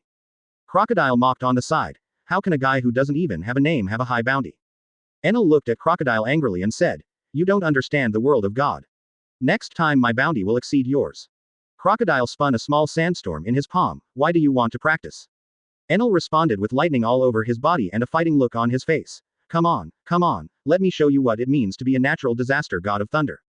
Luo Te rubbed his brows. Okay, there will be plenty of fighting opportunities in the future. Now we are going to the next destination. After that, he asked Nami next to him. Nami, is this direction the Seven Waters City? Nami nodded. According to the indication of the permanent pointer, this direction is the Seven Waters City. The Seven Waters City looks like a huge fountain. The prototype comes from the water city of Venice, which has extremely complex waterways, so the water transportation on the entire island is also quite developed. It is a shipbuilding base famous throughout the pirate world and a transportation hub for various waterways. It has become a prosperous city relying on rich water trade. Wow, Luo Te, is this the Seven Waters City? So spectacular. Chapter 55, Ace Bago. Hey, is Luo Te, Pluton's design really here? Crocodile looked at this prosperous water city. He didn't believe that the design of Pluton would be in such a place. The traffic here is extremely developed, and there are countless merchant ships, marine warships, pirate ships and even world government ships. It is obviously the most dangerous to put the Pluton drawings in such a place, and it is not known how long ago the news was, and it is not clear whether the drawings are still there. Luo Te naturally saw Crocodile's anxiety and said, the most dangerous place is the safest place. Since you think the blueprint cannot be in this place, then others will think so too. Enel was a little annoyed on the side. Hey, what are you talking about, and what is Pluton? Crocodile took a puff of cigar and said, Pluton is an ancient weapon. One shot can destroy an island. Enel pursed his lips, destroy an island with one shot. Is it amazing? I can do it too. Crocodile looked Enel up and down, with a look of contempt on his face. You don't brag. If you have such a powerful move, why haven't I seen you use it? Seeing that the two of them were about to fight, Luo Te interrupted and said, okay, put on your masks quickly and we will go directly to the mayor. Enel and Crocodile looked at each other and turned their heads away, neither of them willing to pay attention to each other. Everyone put on their masks and walked towards the shipyard, and the skybreaker was put into the system space. Luo Te and his gang are now world famous, and he doesn't want to cause any unnecessary trouble. Wow, what a spectacular shipyard. What a big crane. Along the way, Nami was like a curious baby who had never seen the world. But he couldn't help but be shocked. The shipyard in front of him was really spectacular. The gate of a dock alone was nearly 50 meters high, and the crane was more than 40 meters high. Every place was magnificent. They passed through the dock and came to the headquarters of Carrera Company. Hey, who are you? What are you doing here? As soon as they arrived at the gate of Carrera headquarters, the security guard at the door asked. After all, in the most important building on the entire island, 4 masked unidentified people appeared, and anyone would be alert. Luo Te said politely. Hello, brother, please report it and say that Luo Te is here to visit. Although Luo Te's face could not be seen, the security guard could clearly feel Luo Te's kindness. Randomly nodded. Then wait a moment, I'll go and inform them. Luo Te, is it necessary to do this? Can't we just go in directly? As the former god of Sky Island, Enel is respected by everyone wherever he goes. How could he appear in front of someone else's door waiting for others to inform him? Nami glanced at Enel. What do you know? This is called courtesy. After a while, the security guard came out and nodded to everyone, saying, hello, our mayor invites you in. Luo Te, what are you doing here? In the office of Bingshan, Luo Te and his group have taken off their masks. Now there are only 6 people in the office. In addition to Luo Te and his 4 people, there are only the mayor of Bingshan and his secretary Khalifa. Luo Te looked at Khalifa on the side. A head of golden and smooth long hair flows behind her shoulders like a waterfall. A pair of glasses makes her look intellectual and generous. The round long legs are wrapped in black mesh, which is extremely tempting. I guess this is the mayor's secretary Khalifa. Khalifa pushed his glasses and said, although Lord Luo Te is very handsome, what you did is sexual harassment. Ha ha ha. Crocodile couldn't help laughing. Luo Te, you have come to this day. Nami pinched Luo Te's waist into various shapes in her hands. Luo Te no longer paid attention to Khalifa, but turned his eyes to Ace Bagu and said, Dear Mayor, some of the following words may not be convenient for outsiders to hear. Ace Bagu looked at Khalifa. He knew that the outsider Luo Te was talking about was her. He turned to Luo Te and said, Khalifa is my secretary, not an outsider. Luo Te stared at Ace Bagu and said, what about Frankie? Hearing that it was about Frankie, Ace Bagu was still confused, the gangster in the back street. Nothing, tell me. Luo Te secretly admired Ace Bagu's strong vigilance. If not for this, the Pluton design might have been lost. He mouthed the words to Ace Bagu behind Khalifa's back, Kadi Flam. Seeing Luo Te's mouth shape, his pupils shrank, Khalifa, just wait outside the door. Khalifa looked at Luo Te, wondering what Luo Te wanted to talk to Ace Bagu about. I hope it's not related to their mission. He looked at Luo Te deeply, then nodded and said, Ace Bagu-san, I'll go out first. After that, he left the office. Luo Te waved his hand to form an electromagnetic barrier. Mr. Ace Bagu, I came here to talk to you about the Pluton drawings. Ace Bagu was shocked. Is it really related to Pluton? However, he still didn't show much expression on the surface, shook his head and looked at Luo Te and said, What Pluton? I don't know what Mr. Luo Te is talking about. Luo Te knew that Ace Bagu would not admit it easily. Of course, if he easily admitted that he knew the Pluton design drawings, CP9 would have succeeded long ago. He continued. Mr. Ace Bagu, I know you are very vigilant, but I am not here to ask you for the design drawings. I have no interest in this ancient weapon. I can just go to Frankie and snatch the drawings, right? Ace Bagu was shocked, but his expression remained calm. What Frankie or not Frankie, I don't understand. Luo Te pursed his lips and said, Frankie's original name is Kadi Flam, Tom Studio. After listening to Luo Te's narration, Ace Bagu looked at Luo Te in disbelief. How do you know these things? And what is your purpose? Luo Te was full of helplessness, as if everyone was so obsessed with what they were protecting, Ace Bagu, Shandia people, and Cobra. But this is also a good thing, at least it can make many covetous people retreat. He sighed and said, My purpose is to make you destroy this design drawing. Ace Bagu shook his head in shock. Why, this is something that Mr. Tom tried his best to protect, I have no right to destroy it. Seeing this, Luo Te could only use his ultimate move, do you know why I called your secretary out? And you agreed yourself, I guess you are still worried about your sexy secretary. Do you believe me when I say she is an agent of the world government? It also includes the boatman Luki, Kaku, and the tavern Bluno. Nani. Chapter 56. CP9 begins action. Government agents. Luo Te nodded and said, yes. The name of their organization is Cipher Pole Number 9, a secret agent force of the world government, with the privilege of directly killing targets. Ace Bagu still didn't believe it. He had no reason to believe the one-sided words of a pirate he had never met. As for the few people Luo Te mentioned, they were meticulous in their work, and there was no point that showed that they were government agents. He frowned. Why should I believe you? Do you have any evidence?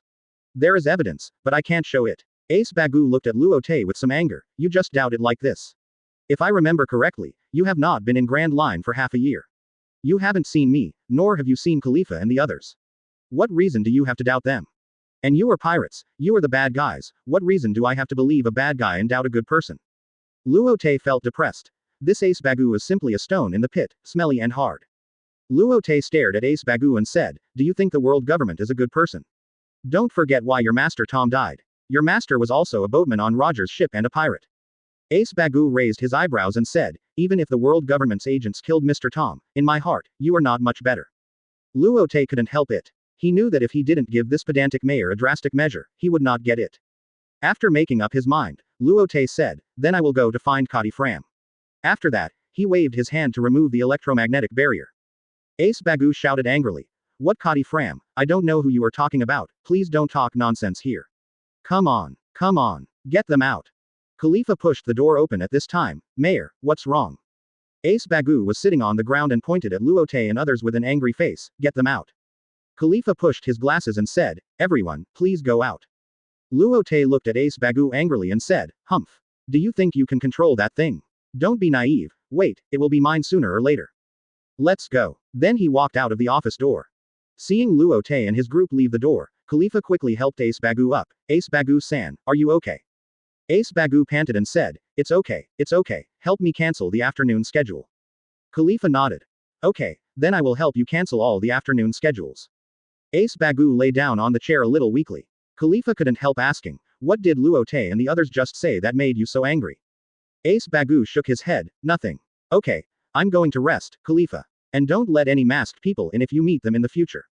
Khalifa looked at Ace Bagu meaningfully, then nodded and said, okay, Ace-san, you have a good rest, call me if you have anything. After that, he went out. Bluno Tavern. Khalifa, do you think that Luo Te really said this after he went out? Lu Chi said, his tone full of disbelief. Khalifa said, I'm sure Ace Bagu said the name, Kadi Fram. Kadi Fram. Kaku rubbed his chin with a thoughtful look on his face. Could it be the apprentice of the shipbuilder Tom? Bluno wiped the wine glass and said, since Ace Bagu had such a big reaction to this name, let's go and ask him directly. Still use the old method. Khalifa pushed his glasses and said so. If he speaks out, that would be the best. If he keeps silent, we can only use the old method. Lucci sat on the chair with a cruel smile on his face. I hope he can be more sensible. I really can't bear to treat him in this way. After all, he is our boss. Kaku looked very worried. As the most humane agent of CP9, after all, they have been together for more than 3 years and have developed some feelings. Luo Te, are you sure it's okay to do this? What if they don't fall for it? Nami looked at Luo Te with a worried look on her face. She didn't know who Kati Fram was, and why Ace Bagu had such a big reaction when he heard this name. She didn't know why Ace Bagu knew the design drawings of ancient weapon Pluton. She was still worried whether those so-called CP9 would fall for it. Enel rolled his eyes and said, for me, I would just arrest that Ace Bagu and interrogate him. There's no need to go through so much trouble. Crocodile took out a new cigar from his pocket, lit it, took a puff and said, don't you realize that you are a reckless person? If you rob everything, you will become a real pirate. Enel's left hand was flashing with lightning and he was a little dissatisfied. What did you say? Do you understand? Stinky sand crocodile. Crocodile pinched a miniature sandstorm in his hand, lightning exhibitionist, saying that you have no brains as a compliment to you. This way, we can not only gain the trust of the mayor, but also find an opportunity to rescue the mayor and gain his gratitude. We also have the opportunity to obtain Pluton's design drawings, and even bring the Seven Waters City under our banner to expand our sphere of influence. Enel was a little speechless. After hearing Crocodile's explanation, even if Enel was stupid, he understood Luo Te's intention. But he still refused to admit it, saying, Luo Te just explained it to you once, what's the big deal, you stinky crocodile. Crocodile couldn't stand this flashing exhibitionist, so he was about to take action. Bang, bang, be quiet. Nami appeared behind the two men with a dark fist. Clap. Luo Te clapped his hands and said, let's go eat first. Those agents may not take action until tonight. At this point, Luo Te thought of something and reminded, but be careful, they know we are on the island, they may frame us, so be careful. Wear a mask at all times. As night fell, Lucci and others appeared in front of Carrera's company wearing masks. Hey, who are you? You are sneaking around in the middle of the night, leave quickly. Otherwise I will call someone. The guard saw 4 people in strange costumes and masks appear at the gate and shouted fiercely. He couldn't help but wonder what happened today. A group of people came in the morning and also wore strange masks, so why did another group come in the evening? The mayor also specifically instructed that if anyone wearing a mask appears again, they should not be allowed in. Go report to Ace Bagu and say that Luo Te's group is here to visit. Kaku said. I don't care if you are Luo Te or Lotta. It's late at night. Leave quickly or I'll arrest you. Bluno was wearing a bull mask and was about to attack, but was stopped by Lucci wearing a horse mask. Mayor Ace Bagu has made an appointment with us and said he will meet us tonight. Please report it. The guard looked at him with some doubts and replied, then wait here for a while. I will report it to the mayor. Chapter 57. The show begins. After a while, the guard came out. He said to Lucci and his party, go in, Ace Baguzang asked you to go in. With permission, Lucci and his party entered the gate one after another.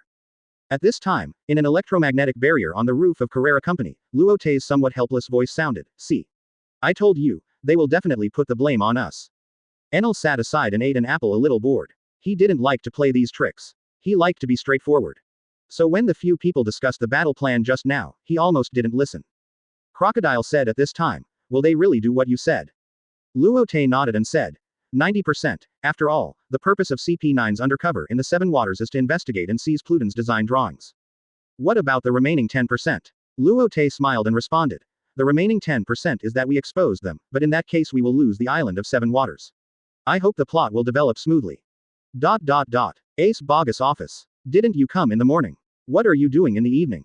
I said we have nothing to talk about. Looking at the people who came in, Ace Bagu clearly felt that they were different from Luo Te's group that came in the morning.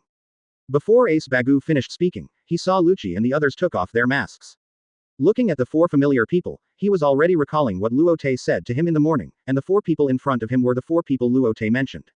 He was shocked. Is it really like what Luo Te said? But on the surface, he still looked calm. Why? Why are you? What are you doing here? It's time to get off work now. Lucci was the first to speak. Mr. Ace Bagu, please allow us to introduce ourselves. We are Cipher Pole Number 9, an agent organization of the world government. Ace Bagu's heart was already in turmoil. It was really like Luo Te said, even the name has not changed, it seems that they really may come for the Pluton design. He was frantically thinking about countermeasures at this moment, but the situation was beyond his control. Lucci had already asked. Let me be frank. We are here for the Pluton design drawings. Hand it over. I don't want to use force after all these years of getting along. Ace Bagu looked confused. What Pluton? I don't know. I don't have any design drawings. Kaku said at this time. We dare to come here because we have already grasped the exact information. The Pluton design drawings must be with you. Ace Bagu guessed in his heart. Could it be the information given to them by Luo Te? Then he denied this guess. No, Luo Te has only been in Grand Line for less than half a year, but Lucci and his team have been in the Seven Water City for more than 3 years. He shook his head at Kaku and said, I really don't know what Pluton is, and I don't know where the design drawings are. Khalifa also forced the palace at this time. Mr. Ace Bagu, if you don't want to suffer, I advise you to confess. Ace Bagu looked at this female secretary, feeling a little upset. How could Khalifa, who was usually so obedient and so sexy and beautiful, be an agent of CP9? But he still hoped that she was just bewitched by CP9. Khalifa, are you really CP9? Why are you also? Khalifa pushed his glasses and said, Boss, you don't think that CP9 can be easily joined, right? Hurry up and hand over the Pluton design drawings. Also, you are sexually harassing. After getting Khalifa's admission, Ace Bagu's last hope was shattered. He shook his head and said, I really don't know what the Pluton you are talking about is. I don't even know what its design drawings are. If you want me to help you build a ship, then there is no problem. Bluno walked to Ace Bagu's side at this time. With a sound of finger pistol, one of his fingers pierced into Ace Bagu's shoulder. The severe pain made Ace Bagu scream. Ah, you. Hey, Bluno, what are you doing? Kaku looked at Bluno in shock. He didn't expect Bluno to do it directly. Lucci also lost his patience at this time and said to Kaku, since he doesn't speak, let's start directly. Luo Te and his group are still on the island, so as not to have too many troubles. Your blood will tell us the answer. Looking at Ace Bagu who had lost the ability to resist on the ground, Kaku sighed slightly and walked to his side, reaching out to pinch her pulse. Seeing Kaku in place, Lucci slowly said, the legendary shipbuilder, Tom's Studio, led by Mr. Tom, is a shipbuilding company full of mysteries. It should have existed on this island, but even its name and household registration were erased. It took us a lot of time to figure out that you are a disciple of Tom's Studio. According to reports, Tom has 2 disciples.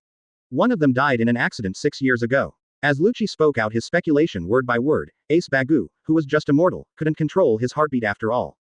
Looking at Ace Bagu lying softly on the ground, Lucci nodded with satisfaction and ordered, let's go find Frankie. After that, he put on his mask and went out first. Khalifa and Kaku also went out. Bluno walked to Ace Bagu and said, we are agents of the world government. In order to prevent this news from being known to others, you have to shut up. Finger pistol. ... Luo Te on the roof slowly put away the electromagnetic force in his hand and said to everyone, let's go, let's start closing the net. Crocodile nodded and turned into yellow sand and disappeared on the spot. Luo Te appeared in Ace Bagu's office with Nami and Enel. As soon as he entered the room, he saw Ace Bagu lying in a pool of blood. Nami hurried to Ace Bagu's side.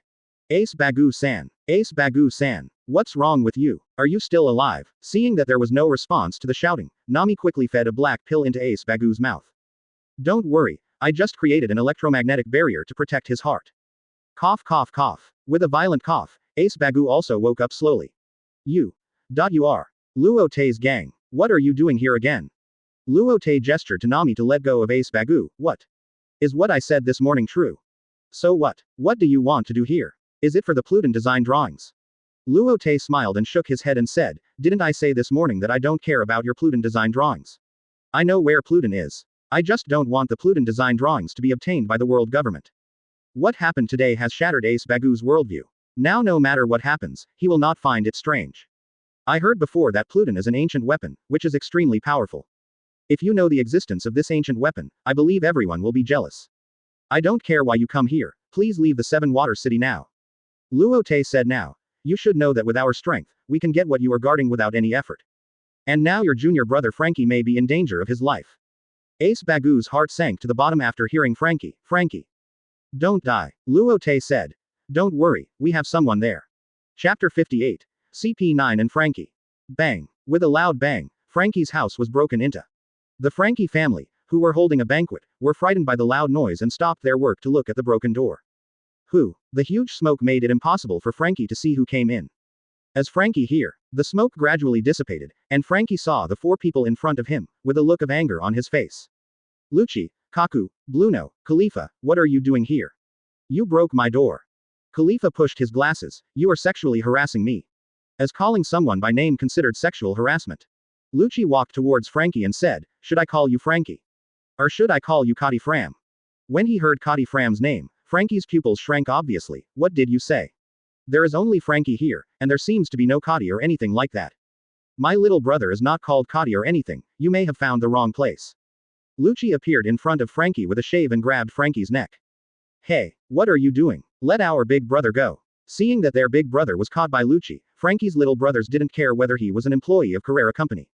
They all rushed towards Lucci. However, Bluno and Khalifa flashed and knocked those little brothers to the ground.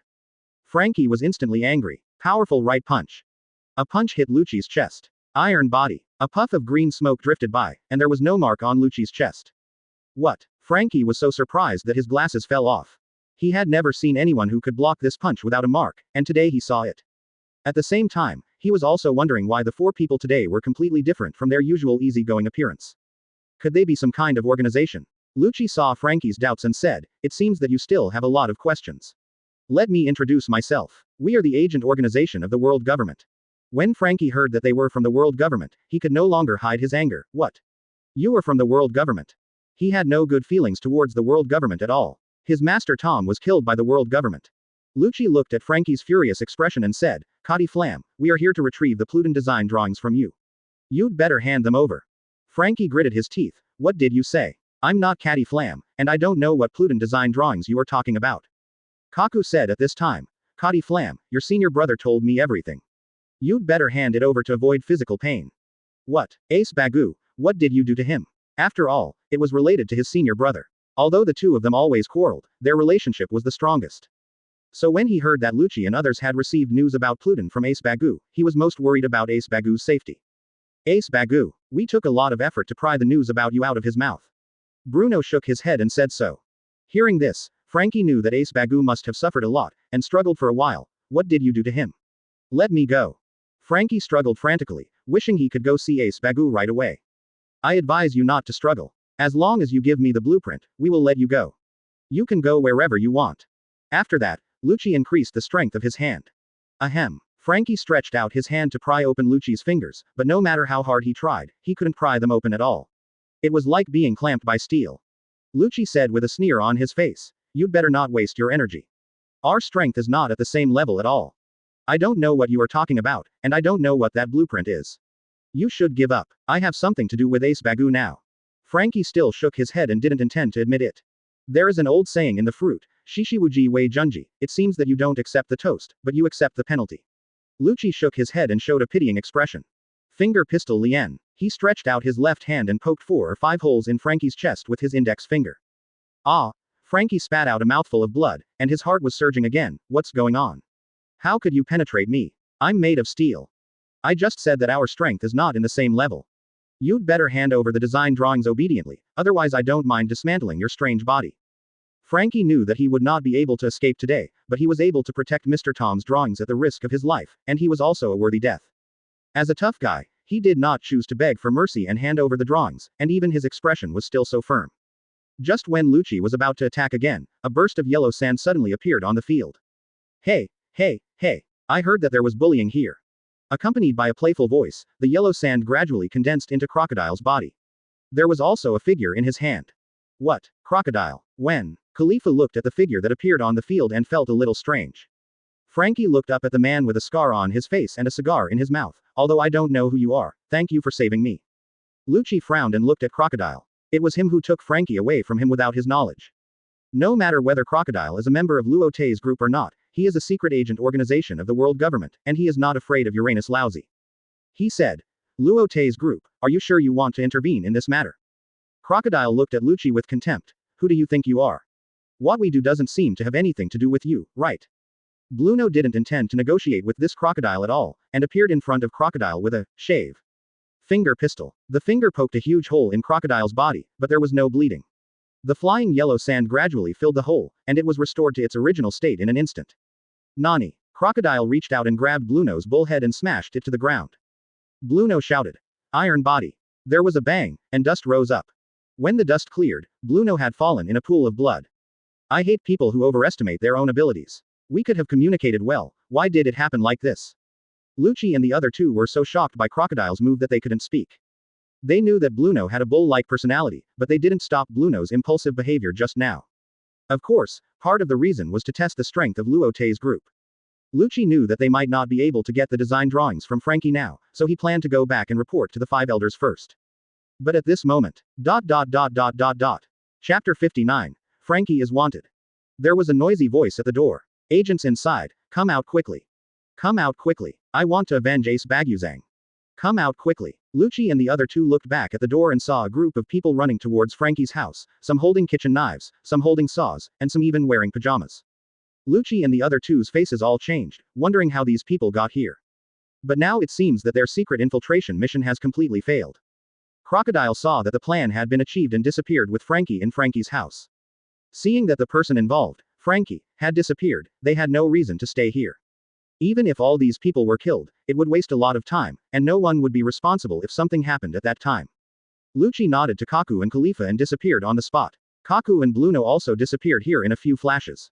When the angry residents came to Frankie's house, they did not see Lucci and others, only Frankie's injured brother on the ground. Doctor. Doctor. Call a doctor. Don't worry about the agents, save people first. Fortunately, Kaku and his men didn't hit too hard, so none of the younger brothers were seriously injured. Ace Bago. Frankie couldn't help but shout out to his senior brother before he even reached the mayor's office. When he walked into the office, he saw Ace Bago sitting in a chair. If it weren't for the bloodline on his clothes, he wouldn't have looked injured. Ace Bago, how are you? Frankie walked to Ace Bago's desk in 2 steps, with an anxious look on his face. Ace Bago looked at Frankie, who was covered in holes, and said, Frankie, you're still alive, it's good to be alive, it's good to be alive. His voice became choked with sobs as he spoke. Ace Bago appeared in front of him with a sincere look. Frankie rarely quarreled with him. You are not injured, right? Looking at the 2 brothers who were asking each other about their well-being, Enel couldn't help but interrupt. I said, are you 2 carrying people on your backs? At least carry people on your backs. Don't you see we are all here? At this time, Frankie saw that there were 3 strangers in the room. Are you Luo Te's group?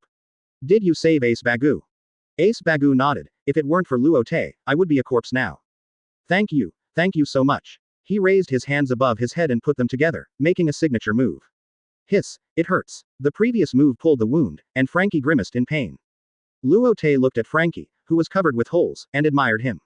No one with such serious injuries could stand, let alone walk briskly. He handed a black pill to Frankie and said, it's getting late, let's go back first. The next morning, the rain was weaving a gray dream in the 7 waters. The big fountain that was still shining in the sun yesterday became a little dark at this moment. Ace Bago's office. Luo Te looked at Ace Bago with a smile, waiting for his response. Just now he told Ace Bago about his plan. Ace Bago and Frankie looked at Luo Te with an unbelievable expression.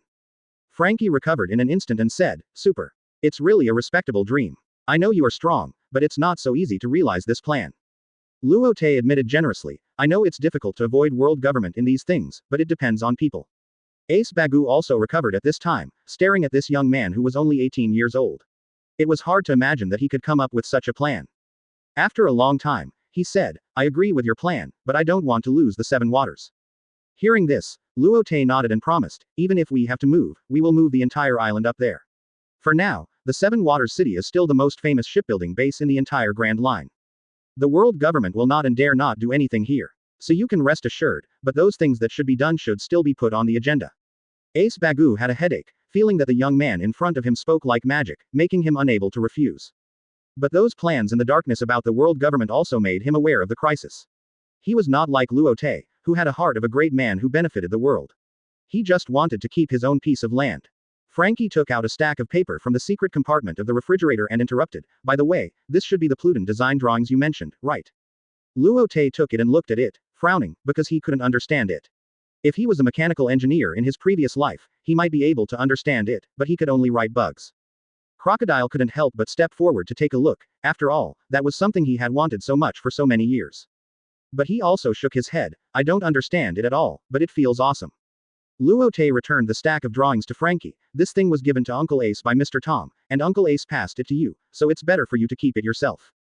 Don't you want it? Now we are on the same boat. Frankie took the drawings with a puzzled look on his face.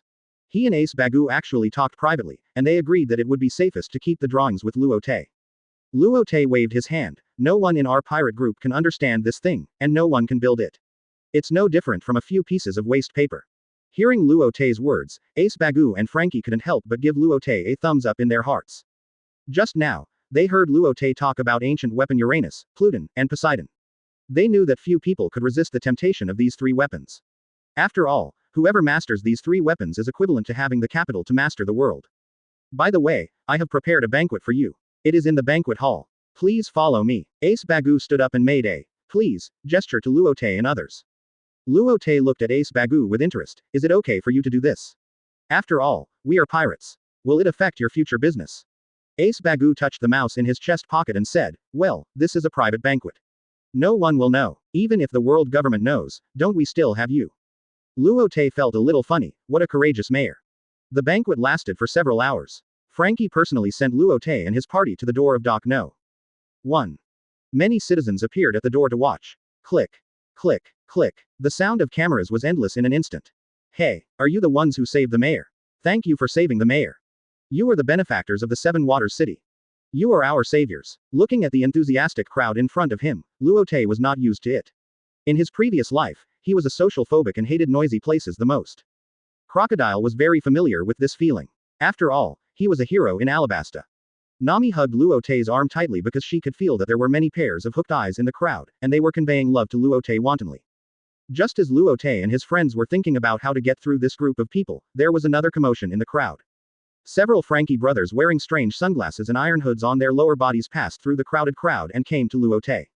Lord Luo Te, please look. One of the brothers put a bounty on the ground. Luo Te and the others took a look and saw that it was Frankie's. Frankie. Only dead. 110 million. Frankie ran to his own bounty order and held up the heavy paper. Nan. Nani. ... Chapter 60. Frankie is loved by his younger brother. Why am I being rewarded, and only dead? Frankie's voice was trembling with snot bubbles. Luo Te's expression at this time was also very interesting. Generally speaking, only when the threat to the world government is particularly great will it be marked only dead. In the previous life, CP9 saw Frankie burn the blueprints with their own eyes, and the initial reward was only 44 million. This time, the world government knew that the Pluton blueprints were in Frankie's hands, and Frankie was a shipbuilder, so the threat was naturally self-evident. So he deserves to be only dead, and deserves this reward. Frankie took a long time to come back to his senses, ran to the brothers and said, never mind, let's go back and build Frankie's house first. No, we can't be with you. Several brothers quickly avoided Frankie, fearing that they would be involved with him. Frankie frowned. What, do you dislike your big brother? One of the brothers explained. Big brother, you have been rewarded, you can't be with us anymore, otherwise we will be implicated. Frankie looked a little angry. We are Super Frankie's family, what are we afraid of a small reward? I am an abnormal super now. Big brother, you also know that there are many Marines and government officials in the Seven Waters City. If things go wrong, they will find out that we are your little brothers and then arrest us. We don't want to live this kind of life of fear. Yes, big brother, please let us go. Big brother. Frankie took off his glasses and looked at the group of brothers in front of him with disbelief. We can share happiness, but not adversity, right? Frankie took a step forward and grabbed the younger brother's collar, moving closer, his eyes almost touching the younger brother's face. What did you say? You are members of my Frankie family. As long as I am here, I will never let you be bullied. Are you looking down on me? However, the younger brothers did not speak out to support their big brother as usual, and the expressions on their faces were a little vague.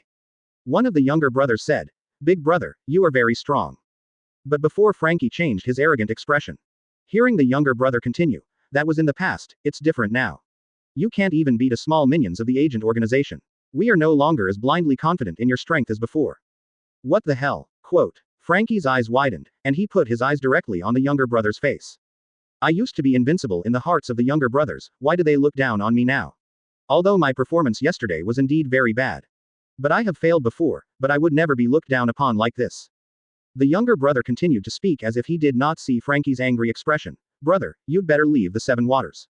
Frankie was stunned for a moment. Don't I even have the qualifications to live in the Seven Waters?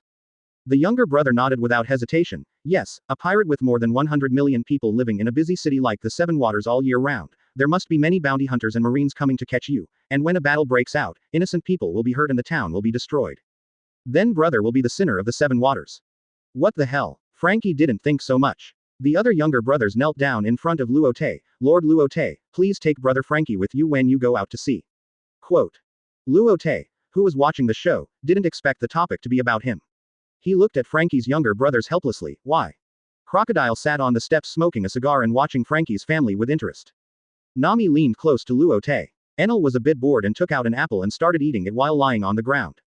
Because brother Frankie has been rewarded, he can no longer live in the Seven Waters City, so he can only go out to sea. Luo Te looked at the younger brother in front of him with interest and replied, I mean, why should I let Frankie get on my ship? The younger brother looked up at Luo Te and explained, you are the savior of Ace Baguzang and brother Frankie. We are relieved to entrust Frankie to you. You are the 5 emperors and have enough strength to deal with the enemy.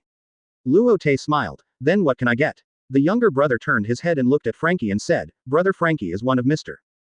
Tom's disciples and has excellent construction and maintenance skills. Brother Frankie is humorous and has personality, which can bring different experiences and joy to the journey. Brother Frankie is a modified person with excellent physical fitness, strong strength, and a promising future. Brother Frankie is loyal and will not abandon or betray his partners.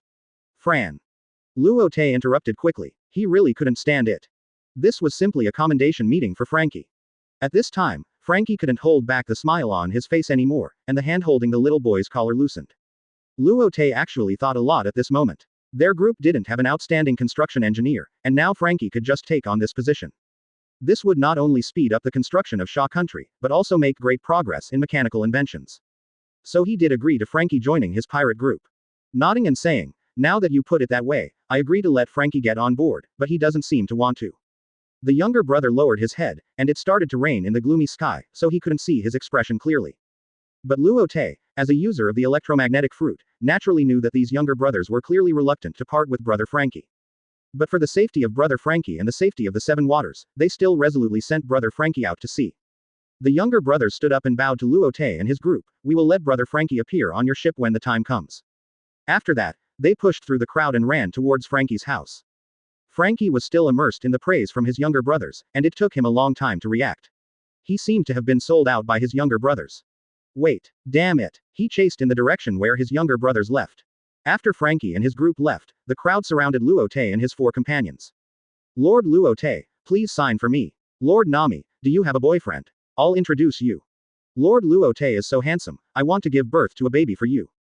Lord Luo Te, I want to marry you. Seeing that several aunts were about to stick to Luo Te, Nami quickly hugged Luo Te and turned into a white cloud and floated away.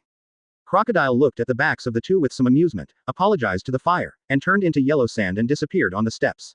Enel was not interested in the first place, and also turned into lightning and disappeared on the spot. The next afternoon, on the coast of the Seven Water City. Oh, he's really on the ship. Luo Te's super hard net clearly felt that there was a person lying on the deck of the Skybreaker.